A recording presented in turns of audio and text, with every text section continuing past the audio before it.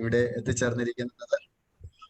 അപ്പോ Google sir already join ചെയ്ത് കഴിഞ്ഞു. അപ്പൊ നമുക്ക് വലിയ ഒരു സന്തോഷത്തോടു കൂടി ആദരവോടു കൂടി നമുക്ക് അബ്സല്യൂട്ടിന്റെ ഈ ഒരു പ്രോഗ്രാമിലേക്ക് അദ്ദേഹത്തെ സ്വാഗതം ചെയ്യാം. നിങ്ങൾക്ക് ഒരുപാട് പോസിറ്റീവ് ആയിട്ടുള്ള കാര്യങ്ങൾ അദ്ദേഹത്തിൽ നിന്ന് മനസ്സിലാക്കാൻ സാധിക്കും.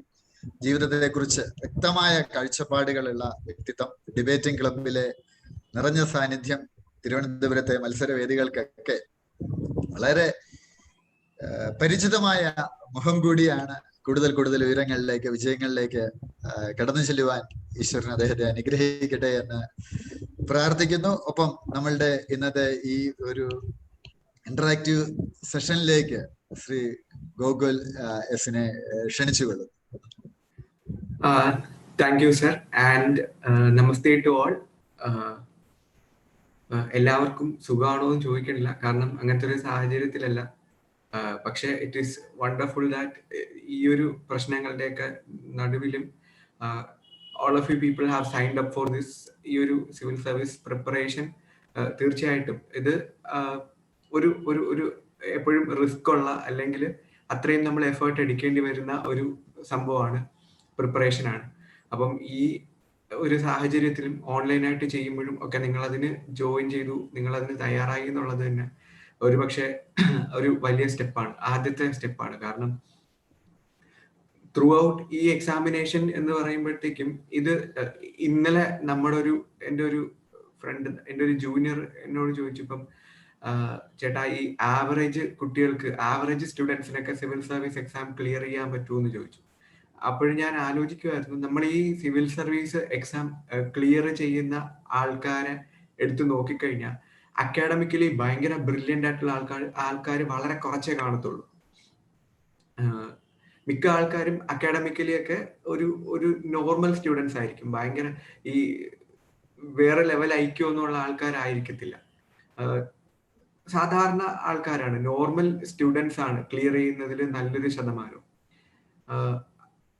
അപ്പോ പലപ്പോഴും ഈ എക്സാം ക്ലിയർ ചെയ്യാൻ വേണ്ടത് ഈ പറഞ്ഞ ഒരു വെരി ഹൈ ഐക്യുവിനൊക്കെ അപ്പുറത്ത് കുറെ ഹാർഡ് വർക്കും നല്ലൊരു രീതിയിലുള്ള സ്മാർട്ട് വർക്കും പിന്നെ നല്ല ഗൈഡൻസും, കൃത്യമായിട്ടുള്ള ഗൈഡൻസും ഒക്കെയാണ്. അപ്പം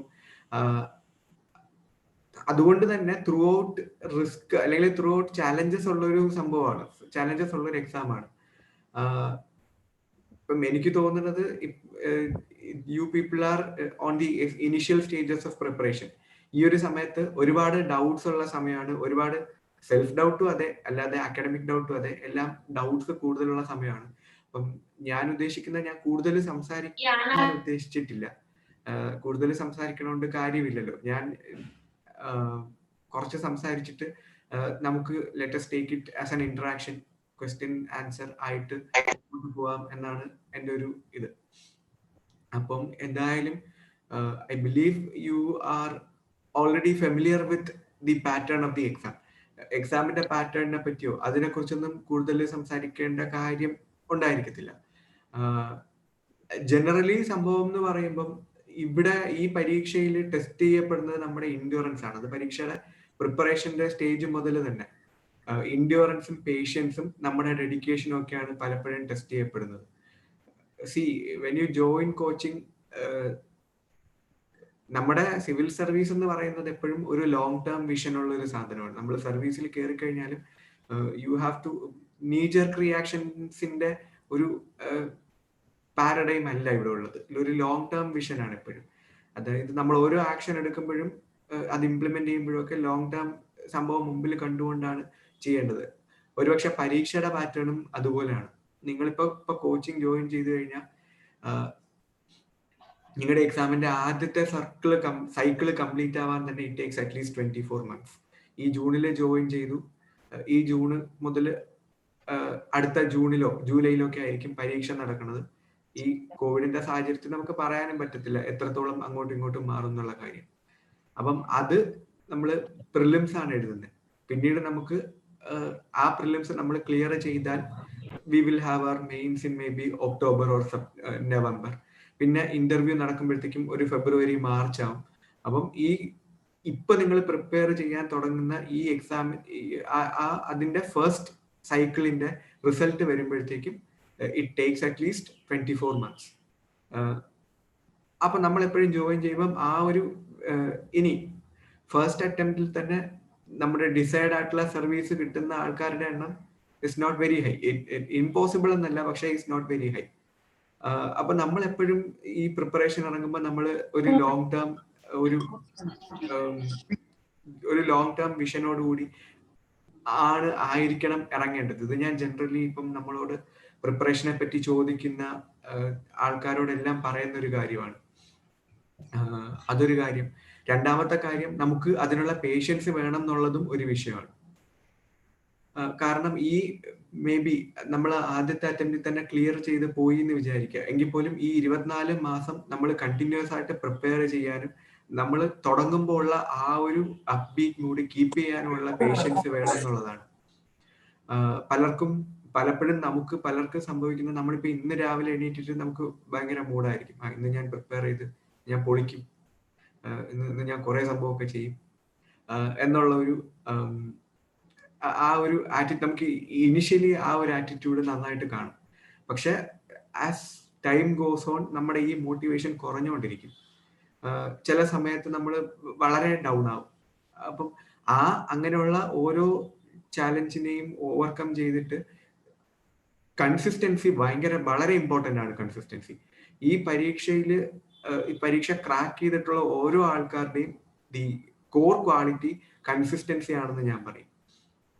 2017 ഫസ്റ്റ് റാങ്ക് കിട്ടിയത് അനൂപ് ദുരൈ ഷെട്ടി എന്ന് പറഞ്ഞൊരു സാറിനാണ്. He got his first rank കിട്ടുന്നത് പുള്ളിയുടെ 5ാമത്തെ അറ്റംപ്റ്റിലാണ്. വാട്ട് ഹാപ്പൻഡ് വാസ്, ആദ്യത്തെ അറ്റംപ്റ്റ് എഴുതുമ്പോൾ പുള്ളി പ്രിലിംസ് പോലും ക്ലിയർ ചെയ്തില്ല. സെക്കൻഡ് അറ്റംപ്റ്റ് എഴുതി പുള്ളി പ്രിലിംസും മെയിൻസ് ക്ലിയർ ചെയ്തു, പക്ഷെ ഇന്റർവ്യൂ അറ്റൻഡ് ചെയ്തു. എന്നിട്ട് he did not appear in the list. അപ്പോ ഹി തോട്ട്, പുള്ളി വിചാരിച്ചു ഓക്കെ എന്തായാലും ഇന്റർവ്യൂ വരെ വന്നേലേ, അപ്പൊ തേർഡ് അറ്റംപ്റ്റിൽ നമുക്ക് കിട്ടുമായിരിക്കും. പക്ഷെ third attempt again he did not even clear prelims. Hello, please continue. നിങ്ങൾ ജോയിൻ ചെയ്യുന്നവരൊന്ന് മ്യൂട്ട് ചെയ്യണേ, മറ്റു ഡിസ്റ്റർബൻസ് വരാത്ത രീതിയിൽ മ്യൂട്ട് ചെയ്യണം. എന്റെ ഓഡിയോ ഓക്കെ ആണല്ലോ സർ? ഓഡിയോ ഓക്കെ ആണ്, പെർഫെക്റ്റ് ആണ്, വളരെ ക്ലിയർ ആണ്. അതുപോലെ ആസ്പിരൻസ് ജോയിൻ ചെയ്തവര് നിങ്ങളുടെ ക്യാമറ ഒന്ന് ഓണാക്കുവാണോ നന്നായിരിക്കും. എനിക്കും കുറച്ച് ബ്ലാങ്ക് ഫേസസേ കാണുന്നുള്ളൂ. നിങ്ങളുടെ ഒരു എക്സ്പ്രഷൻ, നമ്മുടെ ഒരു മീറ്റിംഗിന്റെ ആ ചൈതന്യം എന്ന് പറയുന്ന നിങ്ങളുടെ ഒരു എക്സ്പ്രഷനും ഒക്കെ നമ്മൾ ഒന്ന് കാണുമ്പോഴാണ്. അപ്പൊ എല്ലാവരും ആസ്പിരൻസിനോട് അഭ്യർത്ഥിക്കുന്നു, അബ്സല്യൂട്ട്ലി വിദ്യാർത്ഥികളോട് ഞാൻ അഭ്യർത്ഥിക്കുന്നു, നിങ്ങളുടെ ക്യാമറ ഓൺ ചെയ്യുക.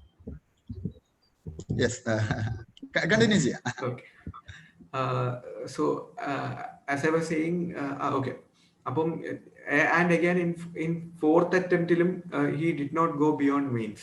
പക്ഷെ ഫിഫ്ത്ത് അറ്റംപ്റ്റ് വന്നപ്പോഴത്തേക്കും he cleared all the rounds and he scored the first rank. അപ്പം he always what he says is, എന്റെ കൺസിസ്റ്റൻസിയാണ് എനിക്ക് ഫസ്റ്റ് റാങ്ക് നേടിത്തന്നത്. നമുക്ക് ഇവിടെ നമ്മുടെ കേരളത്തിലൊന്നും എക്സാമ്പിൾസ് ഉണ്ട്. ഇപ്പം IRSലുള്ള അനു ജോഷിയുടെ കാര്യം പലരും കേട്ടിട്ടുണ്ടായിരിക്കും. അപ്പം അങ്ങനെ നമുക്ക് ഇവിടുന്ന് തന്നെ എക്സാമ്പിൾസ് ഉണ്ട്. അപ്പം തിങ് ഈസ്, ആ ഒരു കൺസിസ്റ്റൻസി നമ്മൾ കീപ്പ്, ഈ ലിസ്റ്റിൽ എത്തുന്ന എല്ലാവരുടെയും ഒരു കോർ ഫീച്ചർ, കോർ വാല്യൂ എന്ന് പറയുന്നത് ഈ കൺസിസ്റ്റൻസിയാണ്. ഓരോ ദിവസവും to wake up and go back to the studies. ആദ്യത്തെ ദിവസം നമ്മൾ ആദ്യത്തെ ആ മോട്ടിവേഷൻ വെയിൻ ചെയ്താലും ഇനി 1-2 പ്രാവശ്യം നമ്മൾ പ്രിലിംസ് എഴുതിയിട്ട് ക്ലിയർ ചെയ്തില്ലെങ്കിലും ദാറ്റ് ഈസ് എ പോസിബിലിറ്റി. നമ്മളിപ്പോൾ ആർക്കും പറയാൻ പറ്റത്തില്ല നമ്മൾ ആദ്യത്തെ അറ്റംപ്റ്റിൽ തന്നെ ക്ലിയർ ചെയ്ത് പോകുമെന്നും. അപ്പം എന്ത് സംഭവിച്ചാലും to come back and prepare, തിരിച്ചു വന്ന് ഡൗൺ ആവാതെ ഈ സാധനത്തിൽ ഓക്കെ ഞാനിതിന് ഇറങ്ങി എങ്കിൽ ഞാൻ ലിസ്റ്റിൽ എത്തിയിരിക്കും എന്നുള്ള ആ ഒരു വാശിയോടുകൂടി പ്രിപ്പയർ ചെയ്യാനും ആ ഒരു മോട്ടിവേഷൻ കീപ്പപ്പ് ചെയ്യാനുള്ള ഒരു പവർ, വളരെ ആ ഒരു എബിലിറ്റി ഉണ്ടാക്കിയെടുക്കേണ്ടത് വളരെ ഇമ്പോർട്ടൻ്റ് ആണ്. കാരണം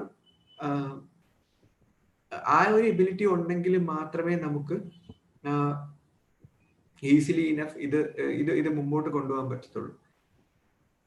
പിന്നെ ഈ പരീക്ഷയെ പറ്റി പറയുമ്പം ഇതിനകത്ത് കുറെ സാധനങ്ങളുണ്ട്. ഒന്ന്, ഒബ്വിയസ്ലി ഇത് ഇക്കണോമിക്കലി ഡിമാൻഡിങ് ആയിട്ടുള്ള ഒരു പരീക്ഷയാണ്. അതായത് നമ്മുടെ കോച്ചിങ്ങും സാധനവും നമ്മുടെ ബാക്കി കാര്യങ്ങൾ നമ്മൾ ഫുൾ ടൈം കോച്ചിങ് ചെയ്യുമ്പോൾ നമുക്ക് വേറൊരു നമ്മളിപ്പോൾ പലർക്കും ഇപ്പൊ കോളേജ് എഡ്യൂക്കേഷൻ ഒക്കെ ചെയ്യുമ്പോൾ പലരും ഫ്രീലാൻസിങ് ഒക്കെ ചെയ്യും, അങ്ങനെയുള്ള കാര്യങ്ങൾ ചെയ്യും. പക്ഷെ ഇതൊരു നമ്മുടെ ഫുൾ അറ്റൻഷൻ ഡിമാൻഡിങ് ആയിട്ടുള്ള ഒരു പരീക്ഷയാണ്. അതുകൊണ്ട് തന്നെ നമുക്ക് അങ്ങനെയുള്ള കുറെ സാധനങ്ങൾ സാക്രിഫൈസ് ചെയ്യേണ്ടി വരും. അങ്ങനെയുള്ള we have to make provisions to take care of all those things. അതുപോലെ നമ്മുടെ കുറെ കമ്മിറ്റ്മെന്റ്സ്, ഇപ്പം നമ്മുടെ ഫ്രണ്ട്സുമായിട്ട് ഫാമിലി ആയിട്ടൊക്കെ ഈ പറഞ്ഞതുപോലെ എല്ലാ കല്യാണങ്ങൾക്കും എല്ലാ പിന്നെ എൻഗേജ്മെന്റുകൾക്കും ഒന്നും പോകാൻ പറ്റത്തില്ല, എല്ലാ പാലുകാഴ്ചയൊക്കെ ഒന്നും പോകാൻ പറ്റത്തില്ല. അപ്പം ആൾക്കാരൊക്കെ നമ്മളോട് ചോദിക്കും, ഏറ്റവും അടുത്ത സുഹൃത്തുക്കളൊക്കെ ചോദിക്കും, ഇപ്പൊ നമ്മുടെ കല്യാണം വന്നു എന്തു വന്നില്ല, പരാതികളൊക്കെ കാണും. All these things happen. പക്ഷെ you have to keep your, അതായത് നമുക്ക് എപ്പോഴും ഈ ഒരു ധാരണ ഉണ്ടായിരിക്കണം, ഞാൻ ഈ എക്സാമിനാണ് പ്രിപ്പയർ ചെയ്യുന്നത്, അപ്പൊ ഈ എക്സാം എന്റെ full time full attention demand ചെയ്യുന്ന ഒരു സാധനമാണ്. അതുകൊണ്ട് അതായിരിക്കണം എന്റെ മേജർ ഫോക്കസ്. നമ്മളിപ്പം ഒരു ബ്രേക്ക് എടുത്താൽ പോലും ആ ബ്രേക്ക് എവിടെ നിർത്തണം എന്നുള്ള കാര്യം നമ്മൾ വളരെ ക്ലിയർ ആയിട്ട് അറിഞ്ഞിരിക്കണം. ഇപ്പം നമ്മുടെ ചില ഫ്രണ്ട്സിന്റെ ഒക്കെ ഒരു പ്രശ്നം എന്ന് പറയുമ്പോഴത്തേക്കും, ഈ കോളേജ്, എൻ്റെ ഒരു ഫ്രണ്ട് ഉണ്ട്, ഈ his PG in JNU. JNUവിലെ PG എന്ന് പറയുമ്പോഴത്തേക്കും ഒരു വെരി സീരിയസ്ലി വളരെ അൺസ്ട്രക്ചേർഡ് ആയിട്ടുള്ള ഒരു തിങ് ആണ്. അതായത് അക്കാഡമിക്കലി ഡിമാൻഡിങ് ഒക്കെ ആണെങ്കിലും ഷെഡ്യൂളൊക്കെ വളരെ ലിബറൽ ആണ്, ഷെഡ്യൂളൊക്കെ വളരെ ഫ്ലെക്സിബിൾ ആണ്. They don't really need to attend എല്ലാ ക്ലാസ്സുകളിലും കൃത്യമായിട്ട് അറ്റൻഡൻസോ അങ്ങനെയൊന്നുമില്ല, അറ്റൻഡ് ചെയ്യണം എന്നൊന്നുമില്ല. They can work on their own time. അവർക്ക് സ്വന്തം സമയത്ത് വർക്ക് ചെയ്യാം. അപ്പം കുറെ ലിബറലൈസ്ഡും ഫ്ലെക്സിബിൾ ആയിട്ടുള്ള ഒരു ഷെഡ്യൂളാണ്. അപ്പം ആ ഷെഡ്യൂളിൽ നിന്ന് വന്നിട്ട് he went straight into preparation. അപ്പോൾ സംഭവിച്ച എന്തുവാണെന്ന് പറഞ്ഞു കഴിഞ്ഞാൽ he could not cope up. അത് ആ ഒരു ഈ എക്സാം വളരെ സ്ട്രിക്ട്ലി നമ്മൾ ഡിസിപ്ലിനറിയൻ ഷെഡ്യൂള് ഡിമാൻഡ് ചെയ്യുന്ന ഒരു സാധനമാണ്. കാരണം നമുക്ക് നമ്മുടെ മെയിൻസ് പഠിക്കാൻ, നമ്മുടെ എക്സാമിനേഷന്റെ ജനറൽ ആയിട്ടുള്ള സിലബസ് പഠിക്കാനുണ്ട്, പിന്നെ ഓപ്ഷണൽ പഠിക്കാനുണ്ട്, ആൻസർ റൈറ്റിംഗ് ചെയ്ത് നോക്കണം, പ്രിലിംസിന്റെ മോക്ക് ടെസ്റ്റുകൾ എടുക്കണം, ഇങ്ങനെ എല്ലാം ചെയ്യണം. അപ്പം ഒരു സ്ട്രിക്റ്റ് ഡിസിപ്ലിനറിയൻ അൺഫ്ലെക്സിബിൾ ആയിട്ടുള്ള ഷെഡ്യൂൾ ഡിമാൻഡ് ചെയ്യുന്നൊരു എക്സാം ആണ്. അപ്പോൾ അതുകൊണ്ട്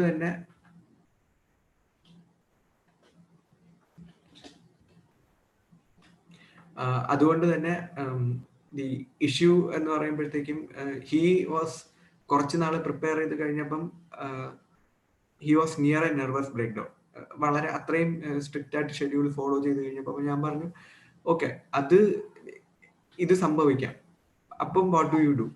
അപ്പം you take a break, you take ഒരു ദിവസം 2 ദിവസം ബ്രേക്ക് എടുത്ത് നമ്മുടെ ബാക്കിയുള്ളവരുടെ കൂടെ ഒന്ന് എൻജോയ് ചെയ്ത് ഒന്ന് കാമായിട്ട് കൂളായിട്ട് തിരിച്ച് പ്രിപ്പറേഷനിലോട്ട് തിരിച്ചു പോവാം. അപ്പം അങ്ങനെ ബ്രേക്ക് എടുക്കേണ്ടിയും വരും. പക്ഷെ even then what we need to be aware of is the fact that നമുക്ക് നമ്മളിങ്ങനെ ഒരു ബ്രേക്ക് എടുക്കുമ്പോഴും എപ്പോഴും തിരിച്ചു വരണം എന്നുള്ള കാര്യത്തിൽ എനിക്ക് വളരെ കൃത്യമായിട്ടൊരു ധാരണ വേണം. അത് even in the middle of preparation, നമ്മളിപ്പം ഒരു 4-5 മണിക്കൂർ 3-4 മണിക്കൂർ കണ്ടിന്യൂസ് ആയിട്ട് പ്രിപ്പയർ ചെയ്ത് കഴിഞ്ഞിട്ട് മേ ബി 1/4 മണിക്കൂർ നമുക്ക് ബ്രേക്ക് എടുക്കുവോ, നമുക്ക് ഇഷ്ടമുള്ള എന്തെങ്കിലും കാര്യം ചെയ്യുമോ, ഒരു ഫോർ എക്സാമ്പിൾ ഇപ്പൊ പാട്ട് കേൾക്കുന്ന ആളാണെങ്കിൽ പാട്ട് കേൾക്കുമോ, വെബ് സീരീസ് കാണുന്ന ആളാണെങ്കിൽ വെബ് സീരീസ് കാണുമോ, അതൊക്കെ ചെയ്യേണ്ടി വരും. ഈ ചില ആൾക്കാർ പറയും, okay, I use to prepare 10, 12, 15, 16 മണിക്കൂർ കണ്ടിന്യൂസ് ആയിട്ട് പ്രിപ്പയർ ചെയ്തു എന്നൊക്കെ പറയും. എനിക്കറിയത്തില്ല അതൊക്കെ എങ്ങനെ സാധിക്കും. It is sometimes humanly impossible. അപ്പോ അങ്ങനെയൊന്നും പറ്റൂല, നമുക്ക് ബ്രേക്ക് ഒക്കെ എടുക്കേണ്ടി വരും. പക്ഷെ ആ ബ്രേക്ക് എടുക്കുന്നതിലല്ല തെറ്റ്, പക്ഷെ you have to be aware. Okay, 1/2 മണിക്കൂർ കഴിയുമ്പോൾ ഇനി I have to stop and go back to whatever I was doing എന്നുള്ള കാര്യത്തിനെ പറ്റി കൃത്യമായിട്ടുള്ള സ്വയം ഒരു അവെയർനെസ് ഉണ്ടായിരിക്കുക എന്നുള്ളതും ഈ എക്സാമിന്റെ പ്രിപ്പറേഷനെ സംബന്ധിച്ചിടത്തോളം വളരെ ഇമ്പോർട്ടന്റ് ആണ്. പിന്നെ ജനറലി പറയുമ്പോഴത്തേക്കും ഇതൊക്കെ ഇതിന്റെ ഒരു എക്സാമിനെ പറ്റി, എക്സാമിന്റെ ജനറൽ സ്ട്രക്ചറിനെ പറ്റിയൊക്കെ I think you already are well aware. ഈ ആദ്യത്തെ ഇനീഷ്യൽ സ്റ്റേജിൽ നമുക്ക് കുറെ സംശയം തോന്നും, എനിക്ക് പത്രം വായിച്ചിട്ട് മനസ്സിലാവുന്നില്ല, അതുപോലെ സിലബസ് ഇത്രയും വാസ്റ്റ് അല്ലേ, ഈ വാസ്റ്റ് ആയിട്ടുള്ള സിലബസ് നമ്മൾ എങ്ങനെ കവർ ചെയ്യും, ദിസ് ഈസ് ഓൾ ഓക്കെ. പത്രമൊന്നും നമുക്ക് ചുമ്മാ ആയിരിക്കും പെട്ടെന്ന് നമ്മുടെ ബാക്കി എഡ്യൂക്കേഷനിൽ നമ്മൾ പത്രം വായിക്കണില്ല, ശ്രദ്ധിക്കണില്ല. അപ്പൊ പെട്ടെന്ന് ഒരു ദിവസം വന്നിട്ട് ഹിന്ദു പത്രം എടുത്ത് വായിച്ചു കഴിഞ്ഞാൽ നമുക്ക് മനസ്സിലാവത്തില്ല, പ്രത്യേകിച്ചും ഹിന്ദുവിന്റെ ഒരു സ്റ്റാൻഡേർഡ് വെച്ചിട്ട്. അതൊക്കെ that will eventually fall into place. അപ്പം വാട്ട് ഐ സേ ഇസ്, ഇപ്പൊ പത്രം വായിച്ചിട്ട് മനസ്സിലാവുന്നില്ല എന്ന് വെച്ച് പത്രം ഉപേക്ഷിക്കാതിരിക്കുക. നാളെ എടുത്ത് വായിക്കുക, ഇന്നത്തെക്കാൾ അല്പം കൂടുതൽ നാളെ മനസ്സിലാവും. അങ്ങനെ 2 മാസം കഴിയുമ്പോഴത്തേക്കും you will be very familiar with the news paper. അതുപോലെ ഇപ്പൊ സിലബസ് ആണെങ്കിലും നമ്മൾ ജനറലി എല്ലാവരും പറയുന്ന 1-2 കാര്യമാണ്, ഈ സിലബസ് വളരെ വാസ്റ്റ് അല്ലേ, അപ്പൊ നമ്മൾ എന്ത് ചെയ്യും. What I use to do was, what I do even now is, syllabus, ഈ വാസ്റ്റ് ആയിട്ടുള്ള സിലബസിനെ ഒരുമിച്ച് എടുക്കുമ്പോഴാണ് നമുക്ക് ആ ഒരു പേടി തോന്നുന്നത്. ബ്രേക്ക് ഡൗൺ ചെയ്യുക, കുഞ്ഞു കുഞ്ഞു സാധനങ്ങൾ. ഇപ്പം ഇന്ന് ഞാൻ ഈ ടോപ്പിക്ക് പഠിക്കും, അങ്ങനെ ഓരോ ദിവസവും ഞാൻ ഈ ഇന്ന ടോപ്പിക്ക് പഠിക്കും എന്ന് വെച്ചിട്ട് പഠിക്കുക. അപ്പോഴത്തേക്ക് ആ സിലബസിന്റെ വാസ്റ്റ്നെസ് നമുക്ക് ഒരു പരിധി വരെയൊക്കെ കുറയ്ക്കാൻ പറ്റും. പിന്നെ ഒബ്വിയസ്ലി നമ്മൾ തുടക്കം മുതലേ ചെയ്യേണ്ട ഒരു കാര്യം, എൻ്റെ ഒരു ഇതെന്ന് പറയുമ്പോഴത്തേക്കും സിവിൽ മെയിൻസിന്റെ ആൻസർ റൈറ്റിംഗ് പ്രാക്ടീസ് ചെയ്യുക എന്നുള്ളതാണ്. അത് നമ്മൾ വളരെ ചെയ്താലേ അത് പെർഫെക്റ്റ് ആക്കാൻ പറ്റത്തുള്ളൂ. നമുക്ക് മെയിൻസിന് ആവശ്യമായിട്ടുള്ള ഒരു ശൈലി ഡെവലപ്പ് ചെയ്തെടുക്കണം എന്നുള്ളത് വളരെ ഇമ്പോർട്ടൻ്റ് ആണ്. അത് പ്രാക്ടീസിലൂടെ മാത്രം സാധിക്കുന്ന ഒരു കാര്യമാണ്. പ്രത്യേകിച്ച് നമ്മുടെ കോളേജിലൊന്നും ഉള്ള ഒരു സംഭവം, കോളേജിലൊന്നും എഴുതുന്ന ആൻസറിന്റെ രീതിയേ അല്ല ഈ മെയിൻസിന് ആൻസർ എഴുതുന്നത്. അതൊരു പ്രത്യേക രീതിയാണ്, അതൊരു പ്രത്യേക നാക്ക് നമ്മൾ ഡെവലപ്പ് ചെയ്തെടുക്കണം. അപ്പം അത് സാധിക്കണമെങ്കിൽ you have to write your and regularly practice answer writing. അത് കറക്റ്റ്, അത് മാത്രമല്ല അത് കറക്റ്റായിട്ട് ഇവാലുവേറ്റ് ചെയ്ത് ഗൈഡൻസോടുകൂടി ഫ്രണ്ടിലോട്ട് പോയാൽ മാത്രമേ നമുക്ക് ആൻസർ റൈറ്റിങ്ങിന് കറക്റ്റായിട്ടൊരു നമ്മുടേതായിട്ടുള്ള ഒരു ശൈലി, മാർക്ക് സ്കോർ ചെയ്യുന്ന ഒരു ശൈലി ഡെവലപ്പ് ചെയ്തെടുക്കാൻ പറ്റും.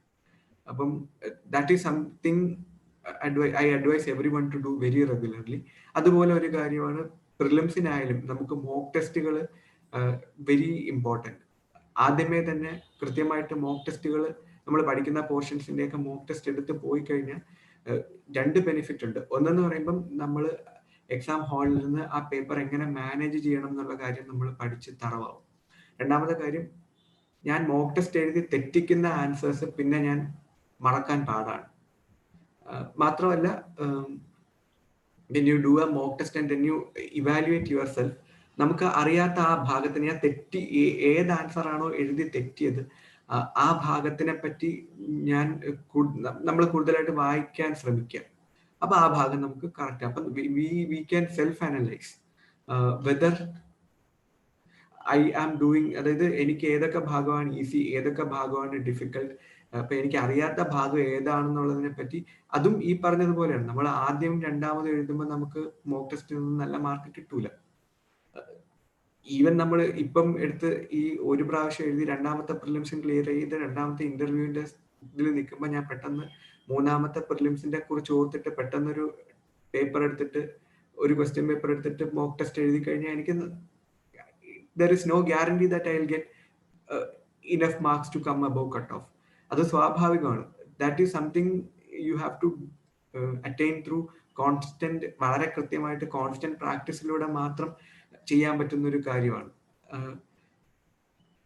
The central thing about preparation I would say, അതായത് ഈ ഒരു ഇന്ററാക്ഷന് വേണ്ടി ഫ്ലോർ ഓപ്പൺ ചെയ്യുന്നതിന് മുമ്പ് central thing I would say is not to be discouraged. പലപ്പോഴും നമുക്ക് പഠിക്കാൻ പറ്റത്തില്ല എന്ന് തോന്നും, നമ്മളെ കൊണ്ട് ഇത് ഈ സംഭവം ചെയ്യാൻ പറ്റില്ല, എനിക്ക് മാർക്കൊന്നും കിട്ടുന്നില്ല, ഇംപ്രൂവ്മെന്റ് ഇല്ല എന്നൊക്കെ തോന്നും. ഈ തോന്നൽ വരുമ്പം ഡിസ്കറേജ്ഡ് ആവാതിരിക്കുക എന്നുള്ളതാണ് ദ സെൻട്രൽ തിങ്. അത് വളരെ ഇമ്പോർട്ടൻ്റ് ആണ്. നമ്മൾ the longer you keep your composure the better. പിന്നെ ഒബ്വിയസ്ലി ഇത് I'm not saying this in a religious line, പക്ഷെ റിലിജൻ മാറ്റി നിർത്തി വളരെ സ്പിരിച്വൽ ലൈനിൽ പറയുകയാണെങ്കിൽ things like meditation and mindfulness can really help. Because അത് കുറെ ബെനിഫിറ്റ്സ് ഉണ്ട്. ഒബ്വിയസ്ലി ഒന്നാമത്തെ കാര്യം, it will keep you calm. ഇതുപോലുള്ള സിറ്റുവേഷൻസ് വരുമ്പം ഇറ്റ് വിൽ, നിങ്ങളൊരു ഒബ്സർവറായി നിന്നുകൊണ്ട് നിങ്ങൾക്ക് നിങ്ങളെ തന്നെ അനലൈസ് ചെയ്യാനുള്ളൊരു അവസരമായിട്ട് വരും. രണ്ടാമത്തെ കാര്യം, ഇറ്റ് ഇംപ്രൂവ്സ് യുവർ മെമ്മറി, നിങ്ങളുടെ ഷാർപ്നെസ് ഇംപ്രൂവ് ചെയ്യും. മൂന്നാമത്തെ കാര്യം, it develops traits like എംപത്തി which is very important for civil service exam. പറയാതെ പോകാൻ പറ്റാത്തൊരു കാര്യമാണ്. ഇതൊരിക്കലും ഒരു ടെക്സ്റ്റ് ബുക്ക് എക്സാം അല്ല എന്നാണ് എൻ്റെ ധാരണ. വെറും ടെക്സ്റ്റ് ബുക്ക് ബേസ്ഡ് നോളജ് കൊണ്ട് മാത്രം ക്ലിയർ ചെയ്യാൻ പറ്റുന്ന ഒരു എക്സാം അല്ല. പലപ്പോഴും നമ്മൾ മെയിൻസിനായാലും അതെ, ഇന്റർവ്യൂവിനായാലും അതെ, നമ്മളോട് അവർ ചോദിക്കുന്നത് ഒരു കോമൺ മാൻസ് പെർസ്പെക്റ്റീവിൽ നിന്നുകൊണ്ട് എങ്ങനെ സംഭവങ്ങൾക്ക് സൊല്യൂഷൻസ് ഉണ്ടാക്കാം എന്നുള്ളതാണ്. അപ്പം വെറും ടെക്സ്റ്റ് ബുക്ക് നോളജ് കൊണ്ട് മാത്രം ക്ലിയർ ചെയ്യാൻ ഒന്നാമതേ പാടാണ്. ഇനി അങ്ങനെ ക്ലിയർ ചെയ്യുന്നവരുണ്ടെങ്കിൽ, അങ്ങനെ ക്ലിയർ ചെയ്യുന്നവരെ സംബന്ധിച്ചിടത്തോളം I don't know if they will make good civil servants, because when you go there and when you start serving, my understanding is that you will be you will be doing it, you will have to interact with a lot of people, you will have to take up people's issues and make solutions for them.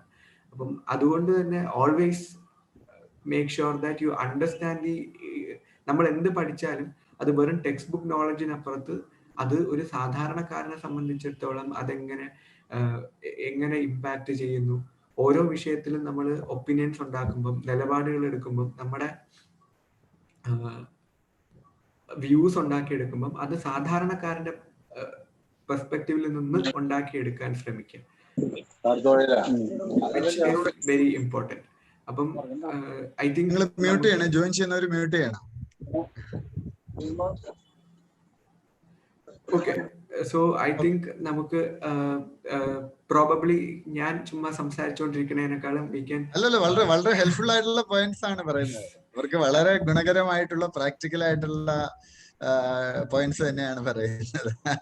തീർച്ചയായിട്ടും അത് continue ചെയ്യും, അവർക്ക് അത് വളരെ പ്രയോജനപ്രദമാണ്. അപ്പം generally ഇതൊക്കെയാണ്. പിന്നെ എന്താണ്, പിന്നെ ഈ പ്രിപ്പയർ ചെയ്യുമ്പോഴത്തേക്കും നമുക്ക്